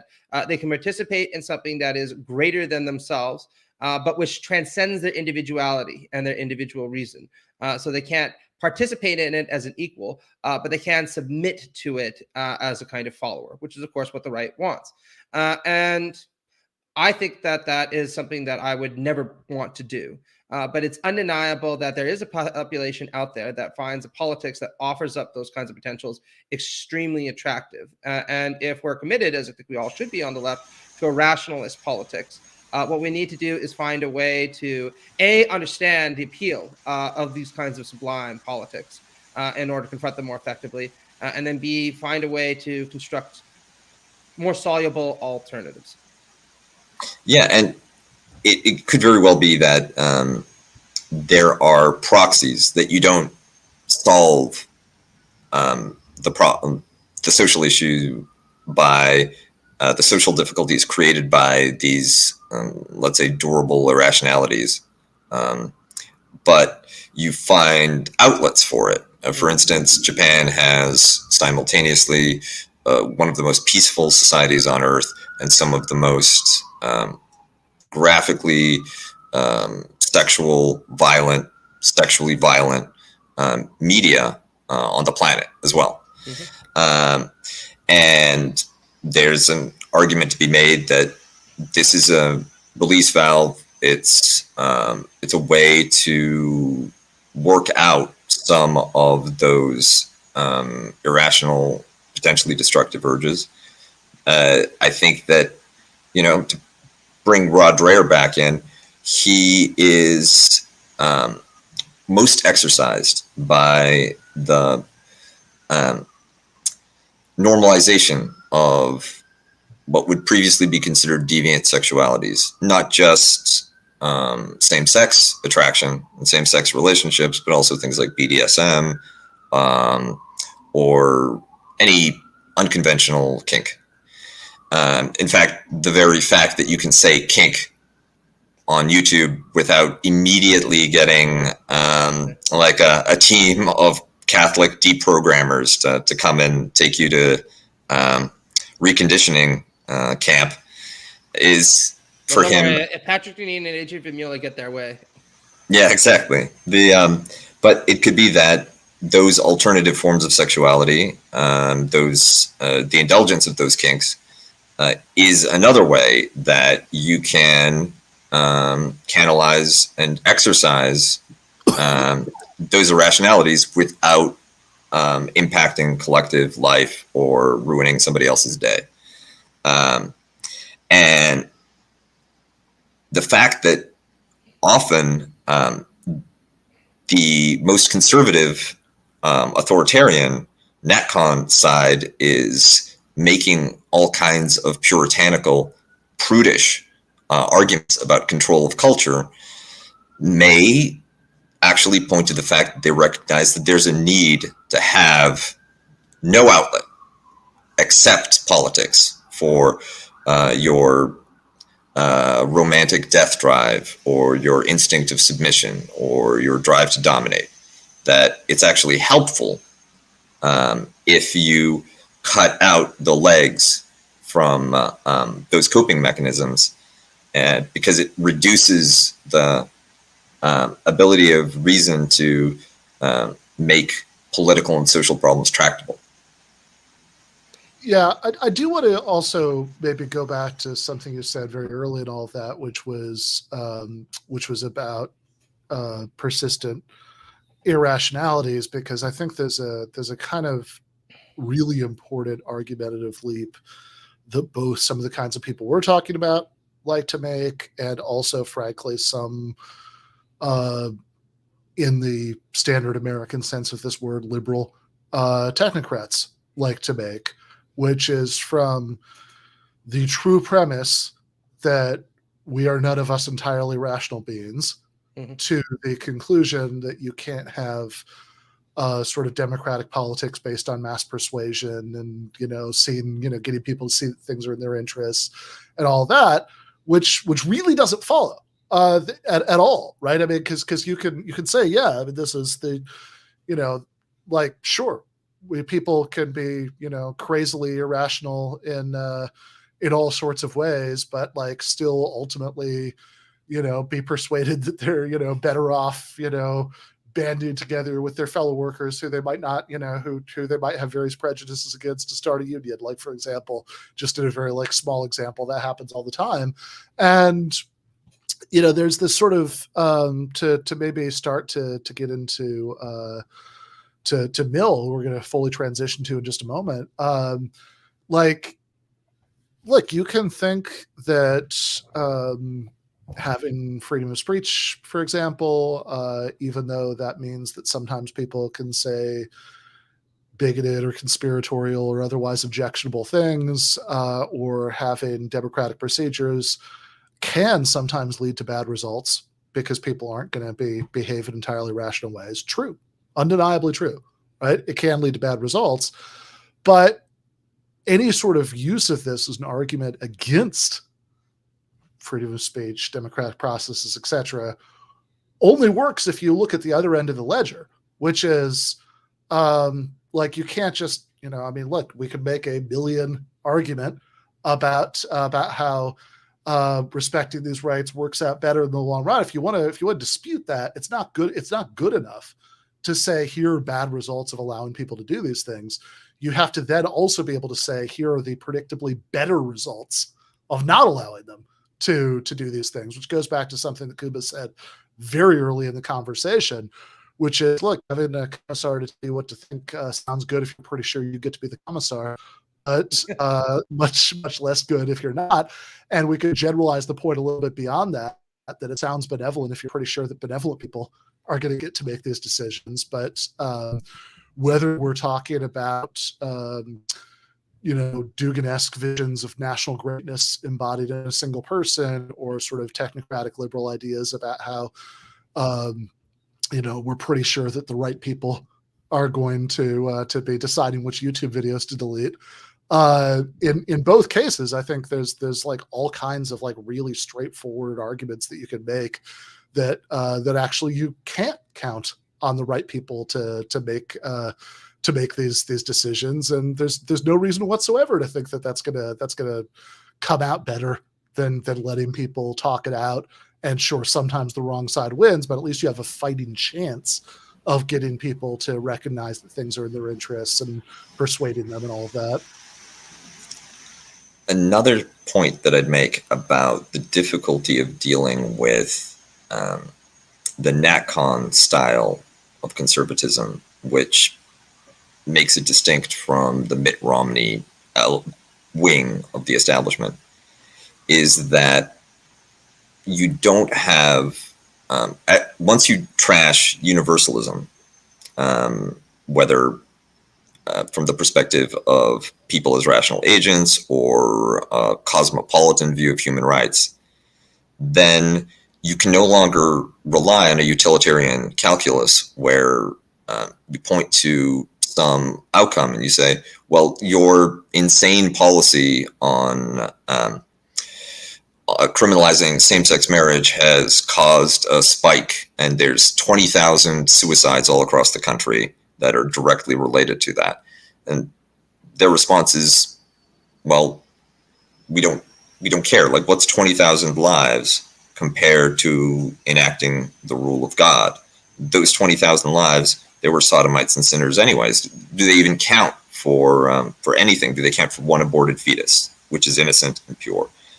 And if you not only lose reason as a vector for engaging and potentially persuading people who disagree with you, but also that at least number of human lives as a metric for success or catastrophic failure of a political program, then their agenda becomes entirely unfalsifiable.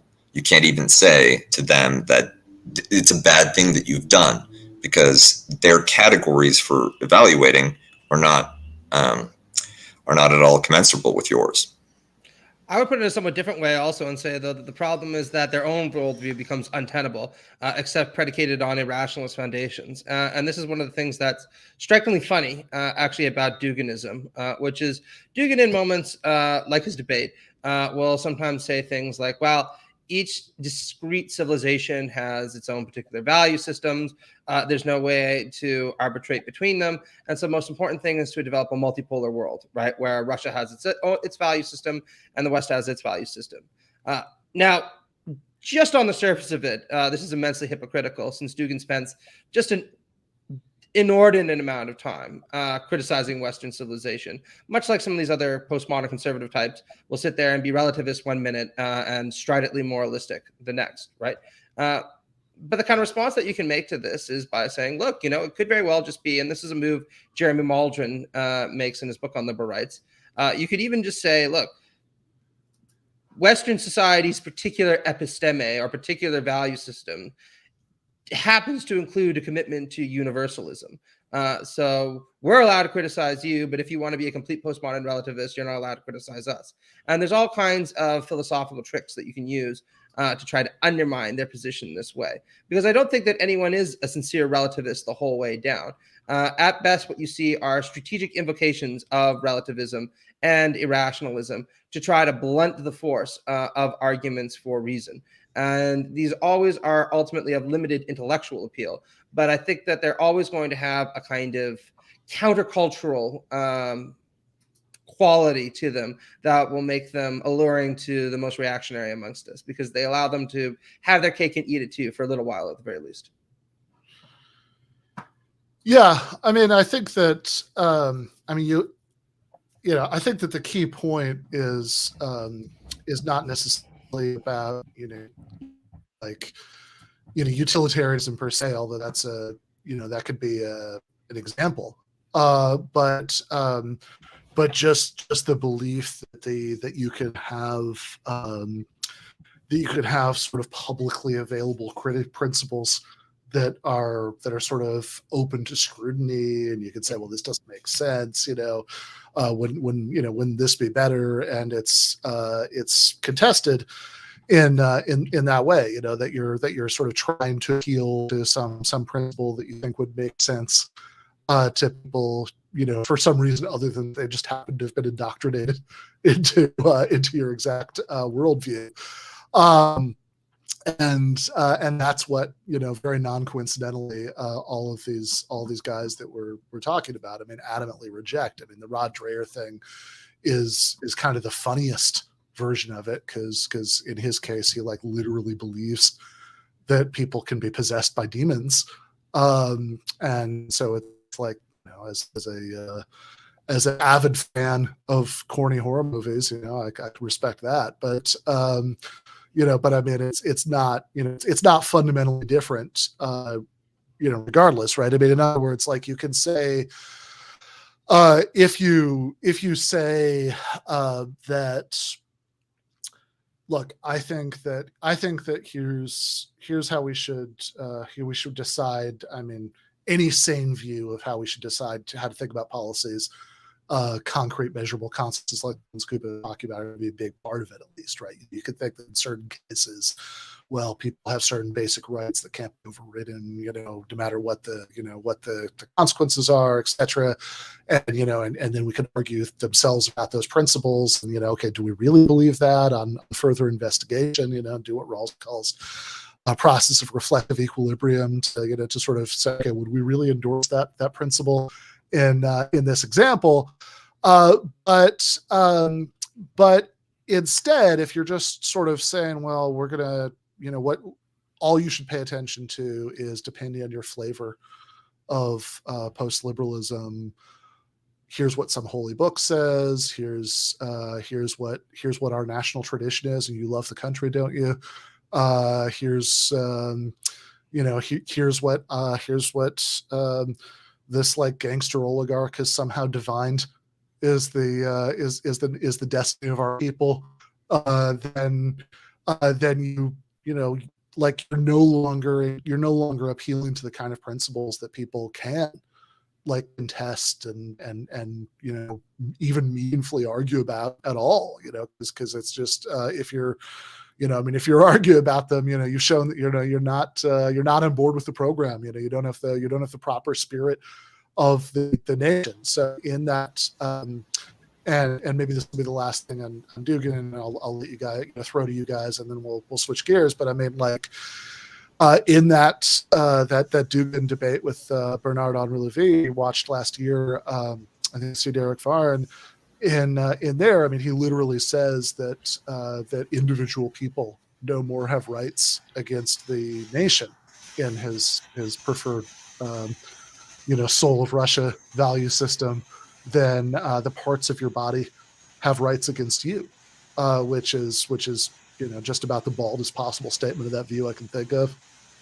Absolutely, and it's quintessential palingenetic ultranationalism, right?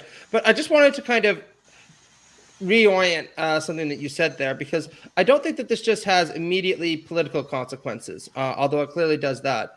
Because one of the things that's interesting about this is I think that the kind of deliberative process that you are talking about, which has such consequences politically, is also something that they want to reject, or maybe even primarily reject, at the individual level. Because if you look at people like Socrates, going all the way up to somebody like John Stuart Mill, they aren't just advocates for a kind of open society politically, or a kind of democracy of the soul, as it's sometimes called, at the individual level. They really think that it's important for people to internalize a capacity to deal with these kinds of complexities, which can be inherently traumatizing, in the sense that it means you can't be certain about your own convictions. You constantly have to reflect upon them. You have to constantly put them dialogue both within yourself and with other people. And one of the things, the dark night of the soul. Exactly. And one of the things that's interesting and appealing about fascism is precisely that it short circuits all of those kinds of considerations, and in fact has a critique of them, which is that they are boring, stultifying, and even inauthentic. Nerd! Yeah, exactly. Like, I mean, this is one of the things that makes somebody like Dugin appealing, where he says authenticity means, to a certain extent, putting all of that aside and committing yourself to your destiny. And conveniently enough, I have your destiny right on hand for you. And so, yeah, abandon all these kinds of nebbish, nerdish concerns, and commit yourself to this kind of bigger project that will give you a kind of unity of spirit at the individual level that will translate into a unity of spirit collectively, right? And I think that what we need to do is constantly stress the importance of democracy, not just politically, but also internally as well. That there is something both deeper and more edifying about being willing to engage in a dialogue with yourself, than to quest after a kind of faux authenticity that's ultimately going to mean your submission and this desire to submit, force other people to submit as well in the long run.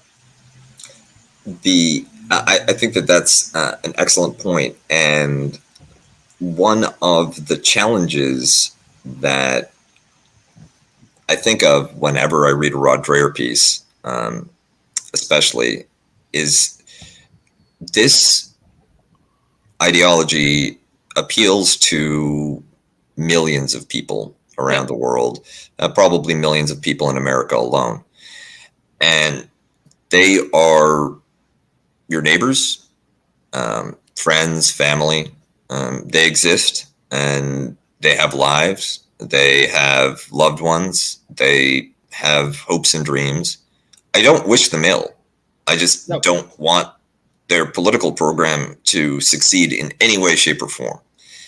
And along with that internal democracy that you're talking about, which, frankly, for all the posturing around classical humanist education or classical education among conservatives, one of the basic functions of that type of education was to cultivate that kind of internal dialogue and examination on the part of its subjects. You don't have to, if you want to talk about Western tradition, why not Shakespeare and the inner psychology and doubt that's evident in all of his plays, and the need to try to wrestle with your own ideas and convictions. But of course, that's the bad tradition. What we want is the Bible, Rome and Jerusalem, as Shapiro liked to put it in his book. But we also have to think about how we coexist in a society where some people have internalized these ideas and they're not going to go away. And some people have a more boring, less politicized form of conservative religion that likewise has a place, right? Because they are Americans. They have a place. So what are the institutions and what's the social democracy? Crap, that term has already been taken. What is the public democracy, the civic democracy of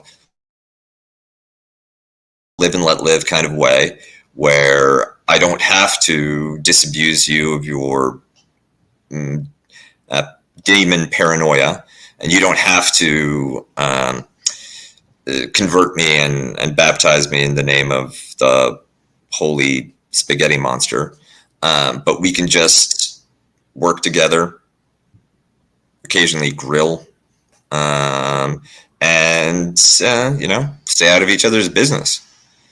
And that is now in the 90s, it was a problem that seemed to have been solved or was on its way to some kind of resolution, at least if you were middle class. But now it's obvious that it's a live issue, and I don't know if we have a solution beyond the default, well, in the absence of argument, force will sort it out. Yeah, exactly. All right. Kuba, thank you so much. People can check out Kuba on This is Revolution. I know. Great to meet you, by the way. I think we talked once before, right? We did. This is our second show. That's right. Yeah. Well, it's great talking to you again. Hopefully, my pleasure. We'll cross again in the future. I'm sure they will. Go to New York. Yes. There you go. Yeah. Yes. Anybody who wants to meet Kuba up close and personal can do so in New York on January. If they can get past my terrifying bodyguards. Yeah, exactly. So yes, the link to that is in the description for the show. I should say you can also read, I know, some of Kuba's stuff at Sublation Magazine. Always worth reading, always worth listening to. Thank you so much. Meanwhile, even though we are running a little bit late, before we go to the post game for patrons, we did promise the nice people some Mill, so I'd like to do at least a few minutes of that at the end here. So this is something you've written quite a bit about. I know. So here is an article that you wrote for Ario magazine called John Stuart Mill Socialist. Here's one for Jacobin called Was John Stuart Mill a Socialist? The one that caught my eye was in Liberal Currents. It was called The Socialist Sympathies of John Stuart Mill. And as I kind of started to read this one, I mean, this is when I decided it's like, yeah, this is something we should really do an episode about. And I don't know how deep we're going to be able to get into this tonight, but we'll do another where we go into it more deeply. But because it did strike me like, I guess I'll just put it like this and then throw to you that if I think a lot of people, if they have at least a passing interest in philosophy, which is very likely if they're watching GTAA, so they know like just a smidgen about Mill. Basically what they know is he's a utilitarian. He's like the utilitarian, who, if you took a intro to ethics or intro to philosophy course in college and you were assigned a pro utilitarian reading before you were assigned the Bernard Williams, Robert Nozick, and everybody criticizing utilitarians later, it's most likely John Stuart Mill, maybe James or Stuart Rachel's, but probably John Stuart Mill, and Peter Singer maybe, but Mill's by far the most likely one. Nobody assigns Bentham, so it's going to be Mill, and so I think if that is the one sort of piece of information that people have about the guy, then some of the interest of the connections that you're drawing might get lost, because things like, okay, we should just do whatever is sort of brings about the best consequences. And sure, lots of people think, myself included, that socialism would bring about better consequences. So fair enough. But I think, you are drawing some much more interesting connections than that. And there's some ideas here that are of interest to people who, might not be, pure utilitarians, that there are sort of nuances and riches in Mill's ideas that might lead you to miss, particularly in terms of his view about the sort of importance of individual autonomy and how socialism can tie into that. And I should also say before I finish queuing you up here that I think this is obviously an ongoing interest of yours. You've written at least those 3 articles about it that I know about, and I think you've kind of talked about writing sometime in the future like a book about Mill and Marx, bringing some of this together. So you want to kind of start us off a little bit with what Mill is about, and then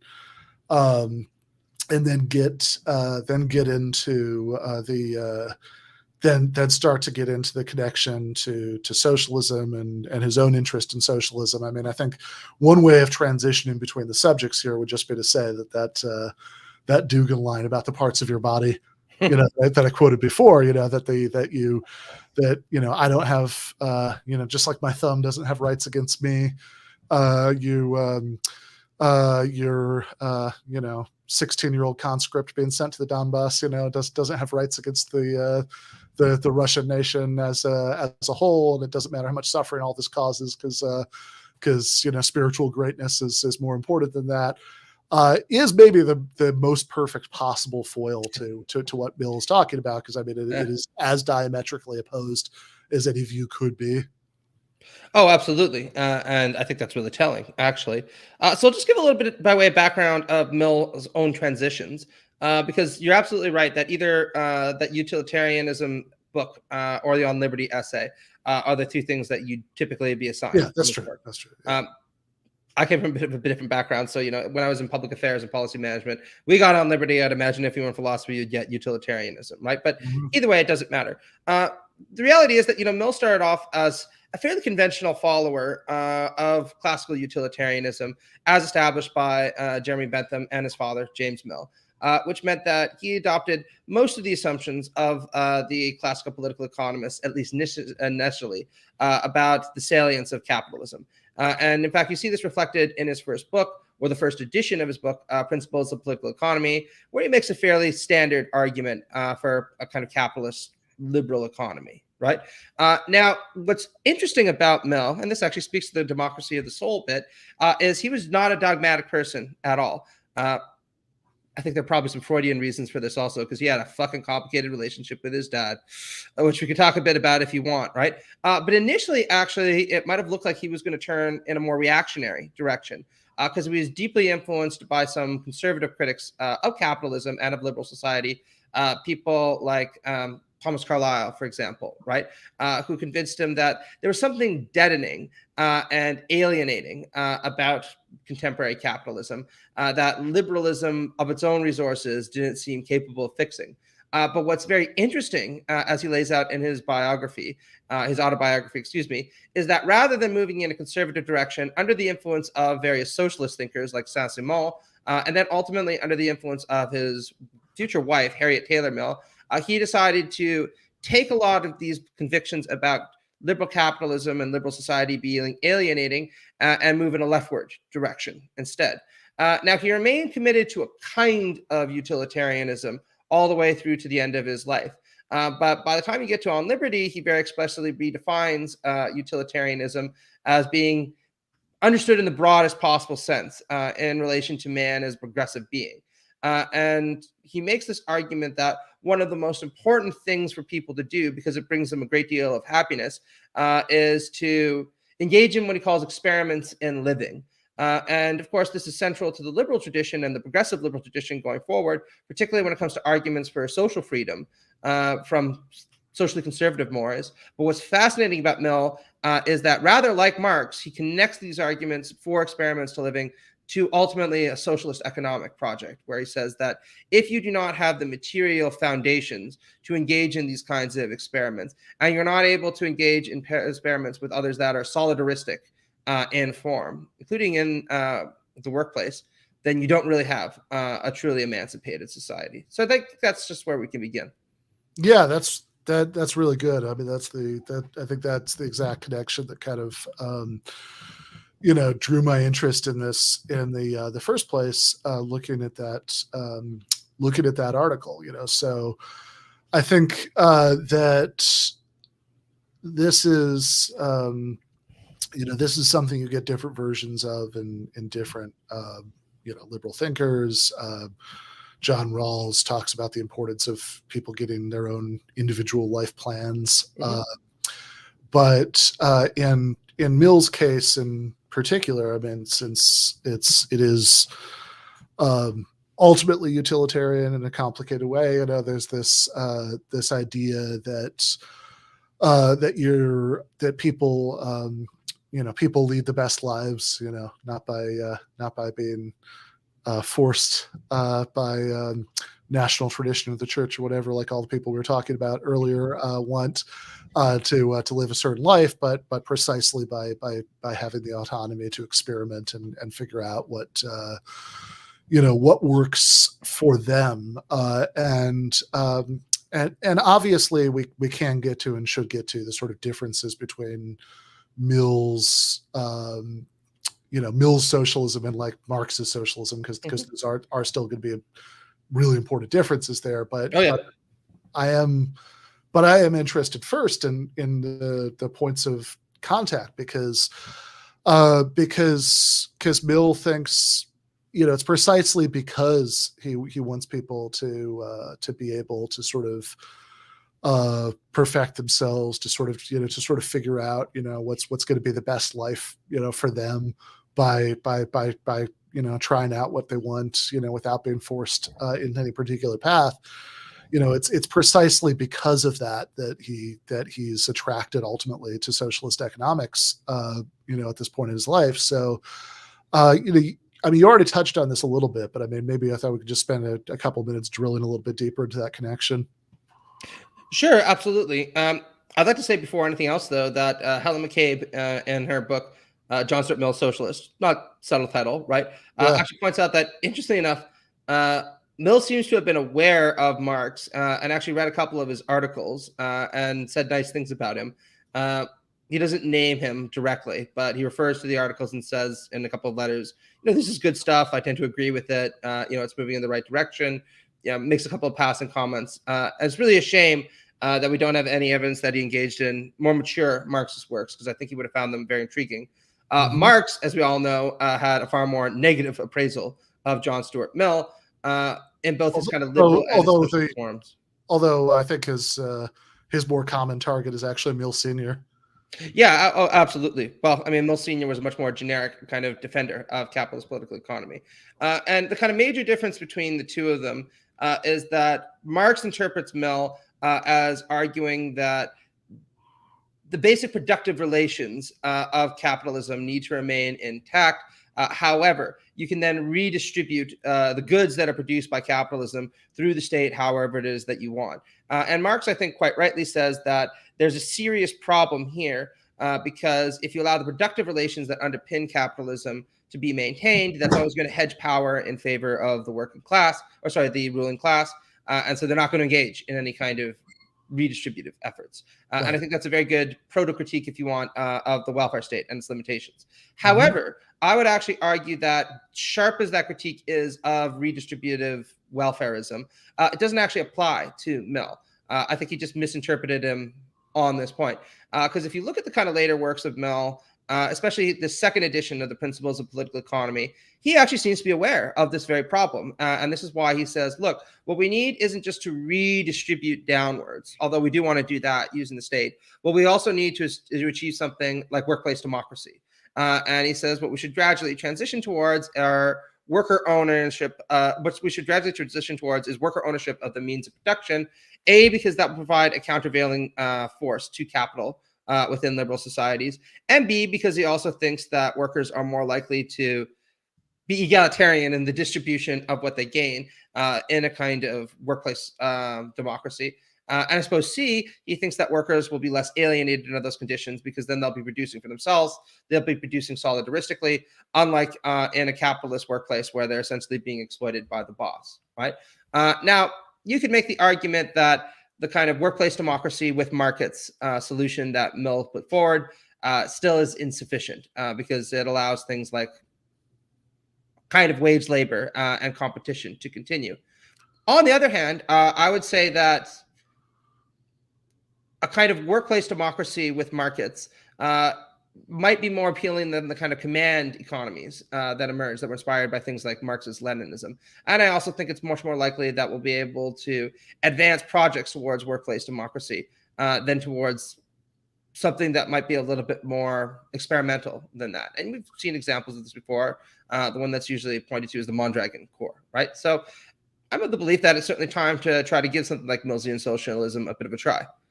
Yeah, I mean, I think that the problem with comparative to Marx there is that Marx never really spells out how he thinks that socialism would work. There are some sort of tantalizing hints here and there scattered around, critique of the Goethe program, some passages in Capital even, but nothing that adds up to a very complete picture. And I'm not. Look, I'm very sympathetic to the idea that the kind of socialism that we know how to implement at this stage of history, at least, would probably in some ways be closer to to what you're describing. I mean, there are plenty of things that have been successfully decommodified, even in social democracies that haven't completely transcended capitalism. And that's all to the good. And I want those things to be decommodified and more, much more.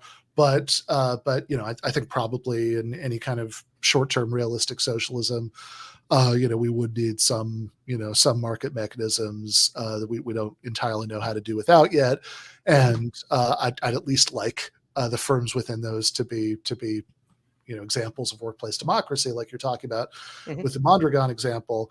I think maybe the sort of more interesting point of conflict between Mill and Marxism is that my impression is that, when Mill would sort of talk about those ideas about, what he might hope the future looks like, it's much more like, well, I hope as we sort of get more widespread education and reform that things will sort of evolve in this direction, not so much like this is something that you have to like wrest away from people who have power with the current system through sort of organizing the working class on the basis of shared material interest and in the workplace and politically and all that stuff, right? I mean, there's no certainly the kind of conception of history is being moved forward by class struggle isn't really there in Mill. No, absolutely. And I think this is something that we can be critical of Mill from a Marxist standpoint of. I think that Mill had something of an elitist streak that he inherited from his father, amongst others, right? And he was deeply concerned in this kind of Tocquevillian sense about too much democracy without the people being sufficiently educated to be able to make the right kinds of decisions, right? Now, for his time period, Mill was pretty democratic. It's worth noting that in the mid-19th century, when he wrote his important book on representative government, most people were still opposed to universal suffrage. Mill wasn't just for universal suffrage, but he was also for universal suffrage for men and women, right? Which was extremely unusual at the time. But he does say things like, well, maybe we should give the highly educated a few more votes. And this also feeds into his support for things like imperialism, for example, where he says it might not be the worst idea in the world to have the more educated or advanced civilizations govern over the less advanced ones for a time, just to kind of elevate them up to this level. So I think we should be extremely critical of the kind of parochialism that one finds in his work, including from a Marxist standpoint, right? Now, saying that, I think that Mill has another side to him, which actually anticipates someone like Rawls, which is a better side to him that I'd want to foreground in any kind of conciliation between Mill and Marx. Because one of the things that he does very successfully in his chapters on socialism is to deconstruct the naturalization of market inequalities. Because he says, look, a lot of people following very much in this kind of Spencerian line try to argue that the poor are poor because they're idle or lazy, or they're less intelligent, and the rich are rich because apparently they work 200 times harder than the people who are actually in their factories. And again, very much in a Rawlsian line, he says, I think that that's ridiculous, right? Most of the reasons why people rise and fall are due to morally arbitrary circumstances. Even putting that aside, he points out we can think of plenty of rich people who live extremely idle lives and they don't seem to be doing any worse off, and many extremely industrious poor people who still live in slums. And so once you take that all into account, he argues, the kind of moral basis for extreme inequality collapses, and it comes to look like nothing more than an argument for a deeply unfair system. And this is the far less elitist side to him that I think is very much consonant with the kind of structural analysis that's put forward by something like Marxism, and how exactly to enact a synthesis between these Rawlsian or proto-Rawlsian intuitions and this kind of Marxist structural analysis is something that I'm not exactly sure about yet, but I think it's a fruitful point of contact between them going forward. Yeah, and so thinking about that point of contact, what you just said, that like there's this I mean, I think one of the things that is in terms of sort of normative like motivations for socialist politics that's like the most present in Marx is the idea that class society is bad because it inhibits human potential. That if people have to if people have to spend all day working and following orders in order to meet their basic needs, then they can't do any of the things that they would freely self-directed activities that they might want to do with their lives. I mean, I think of like what Marx says in the economic and philosophical manuscripts of 1844 about people having to spend their kind of entire lives meeting their material needs, and any time spent, and he has this like kind of lyrical passage where he's sort of going on about all the activities that are sort of bad, because they're not economic. And his point is that these are all the activities that sort of make you human. That that you get to spend this time pursuing your own interests, and it's very much a 1840s Bohemian student revolutionaries list. But I mean, it's good stuff. Talks about fencing and going to the theater and et cetera, et cetera, et cetera. But and this does seem like it connects with the Mill point that we were starting to talk about earlier, because that I mean, like I think. Mill, to his credit, realized what a lot of people who like might call themselves classical liberals or whatever, who like to quote Mill, don't realize, present tense, which is that like it doesn't really do people very much good to tell them that they can go forth and engage in all the experiments and living they want if you haven't actually given them a way of like making sure they even like have a place to live while they do the experiment. It's a little bit like telling, a physics graduate student that as long as you can buy your own, large particle accelerator, you can do all the experiments you want. Absolutely. And I would say that another point of contact with Marx on this theme is that Mill is sometimes criticized as an atomistic individualist, right? Usually by people who haven't read into his work all that deeply, and they just know a couple passages from On Liberty. You know what I mean? Now, he is very keen to preserve individual autonomy from the tyranny of the majority or from any kind of despotic state power, for example, right? However, one of the themes that he picks up from the socialist tradition is how it is that in an ideal socialist society, our individuality and expressions of our individuality and our yearning for solidarity wouldn't be incompatible with one another. In fact, they would be mutually self-reinforcing. And what he talks about, and he refers to workplace democracy as a paradigm example of this, is how in a ideal kind of social setting, what you find are people who express their individuality by forming meaningful relations with others, to engage in kind of productive ventures. And through doing this, they both express their individuality, have it affirmed by other people, and can affirm their individuality in turn. So there's very much this kind of communitarian ethos that he takes from the French Revolution directly, right? Liberté, égalité, solidarité. And he says what we want is to kind of get all of that melded together.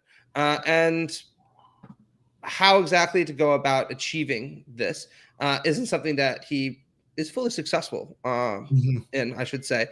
He was actually still working on some ideas near the end of his life when he sadly passed away. But again, he points out that something like Saint-Simonian worker communes, where people engage in productive labor for themselves, they're left time to pursue their own individual efforts, but they see their own accomplishments as being reflected in the improvement of their society and of their workplace as a whole. That's the kind of thing that he thinks reflects this ideal. And again, I think it's an idea that's worth exploring. Yeah. Yeah, most definitely. I mean, I think that, I think you can say that, like, look, there are certain respects in which Mill is a liberal in the bad sense. Liberalism as opposed to radicalism. That some of the sort of elitist impulses that you're talking about earlier, some of the views about colonialism that I think are bad for sort of more extreme versions of the reasons that contemporary liberal interventionism are bad. But there's still a lot, like, in sort of Mill's exploration of the idea that socialist economics might actually more fully fulfill his ideas about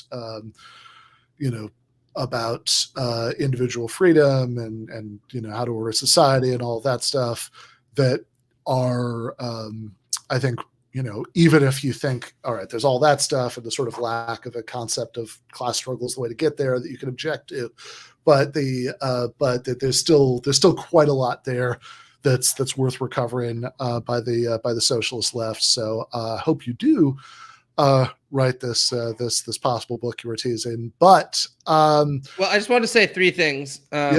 Very quickly. There are three reasons I wrote these pieces and why I might end up writing this book. One of them is vulgar, and it's the fact that I just really wanted to piss off the right-wing libertarians, which I did, so mission accomplished on that.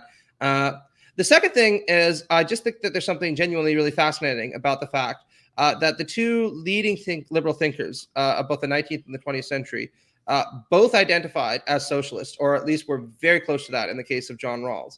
And that shows a kind of deep elective affinity between the two traditions that hasn't really been explored. And I guess that leads us to the third reason, which is I'm very interested in trying to find a way to combine what I think are the real achievements of liberalism with a more egalitarian and economically democratic kind of social organization. Now, I don't think that Mill offers us a silver bullet to that, but he definitely gives us a couple of resources that we can build upon. So that's what I was trying to tease out with those. Very nice. Everybody should go read all of those articles. Everybody should look. You won't be able to read everything that Matt writes because he writes too much, but everybody should frustrate themselves trying to read everything that Matt writes, and everybody should and at least read quite a bit of it. It is always worth your engagement. So he regularly appears in, seems like Jacobin quite a bit. Ario has been quite a bit. There's this, one of the articles that we've been talking about is in Liberal Currents. The new Dugin piece is in Conwheel. He started to show up in Current Affairs a little bit, just like open a website at random, and there's probably an article by Matt McManus in it, and you should read it. And with that, we are going to go to the post game for patrons. I think Matt's gonna be able to join us at least for a little while there. I will. Also, Rayvanna, TYT is going to be joining us in there, and we are going to talk about some similar stuff in there. But also we're going to talk about like Tim Pool and shit as the post game. But in any case, I should say, if you are a patron, you already got that post-game link in your inbox about an hour ago. If you're not yet a patron, that's patreon.com/Ben Burgess. Do consider it. It helps us to do what we do here. So we try to give you tokens of appreciation, like this patron-exclusive post-games on Monday nights, the Discord server. Sometimes you get early access to some interviews before we unlock them, et cetera, et cetera, et cetera. But I mean, the core thing is solidarity. If you want us to do this, it helps us keep it going. Meanwhile, though, if that's not good enough for you, you can consider coming to that live show that we're doing with our friends at Left Reckoning and This is Revolution on January 22nd. In New York. The link to that is in the description for this episode. Meanwhile, with that, we are going to have some content, including a few bits of live content over the next month, but the main show is going to be on hiatus. I'm about to do a bunch of traveling. That it's going to be the holidays. So this is the last episode. There will be some live streams, but this is the last episode of the regular Monday night show until January 22nd, when we're going to be back with our season 5 premiere with our friend Crystal Ball. So lots to look forward there. But meanwhile, if you want to make sure that you're getting everything that's coming out in between, then joining Patreon is a good way to do that. And with that, we are going to go to the post game for patrons with Matt and Rayvanna. Thank you, everybody. This has been a lot of fun. Left is best.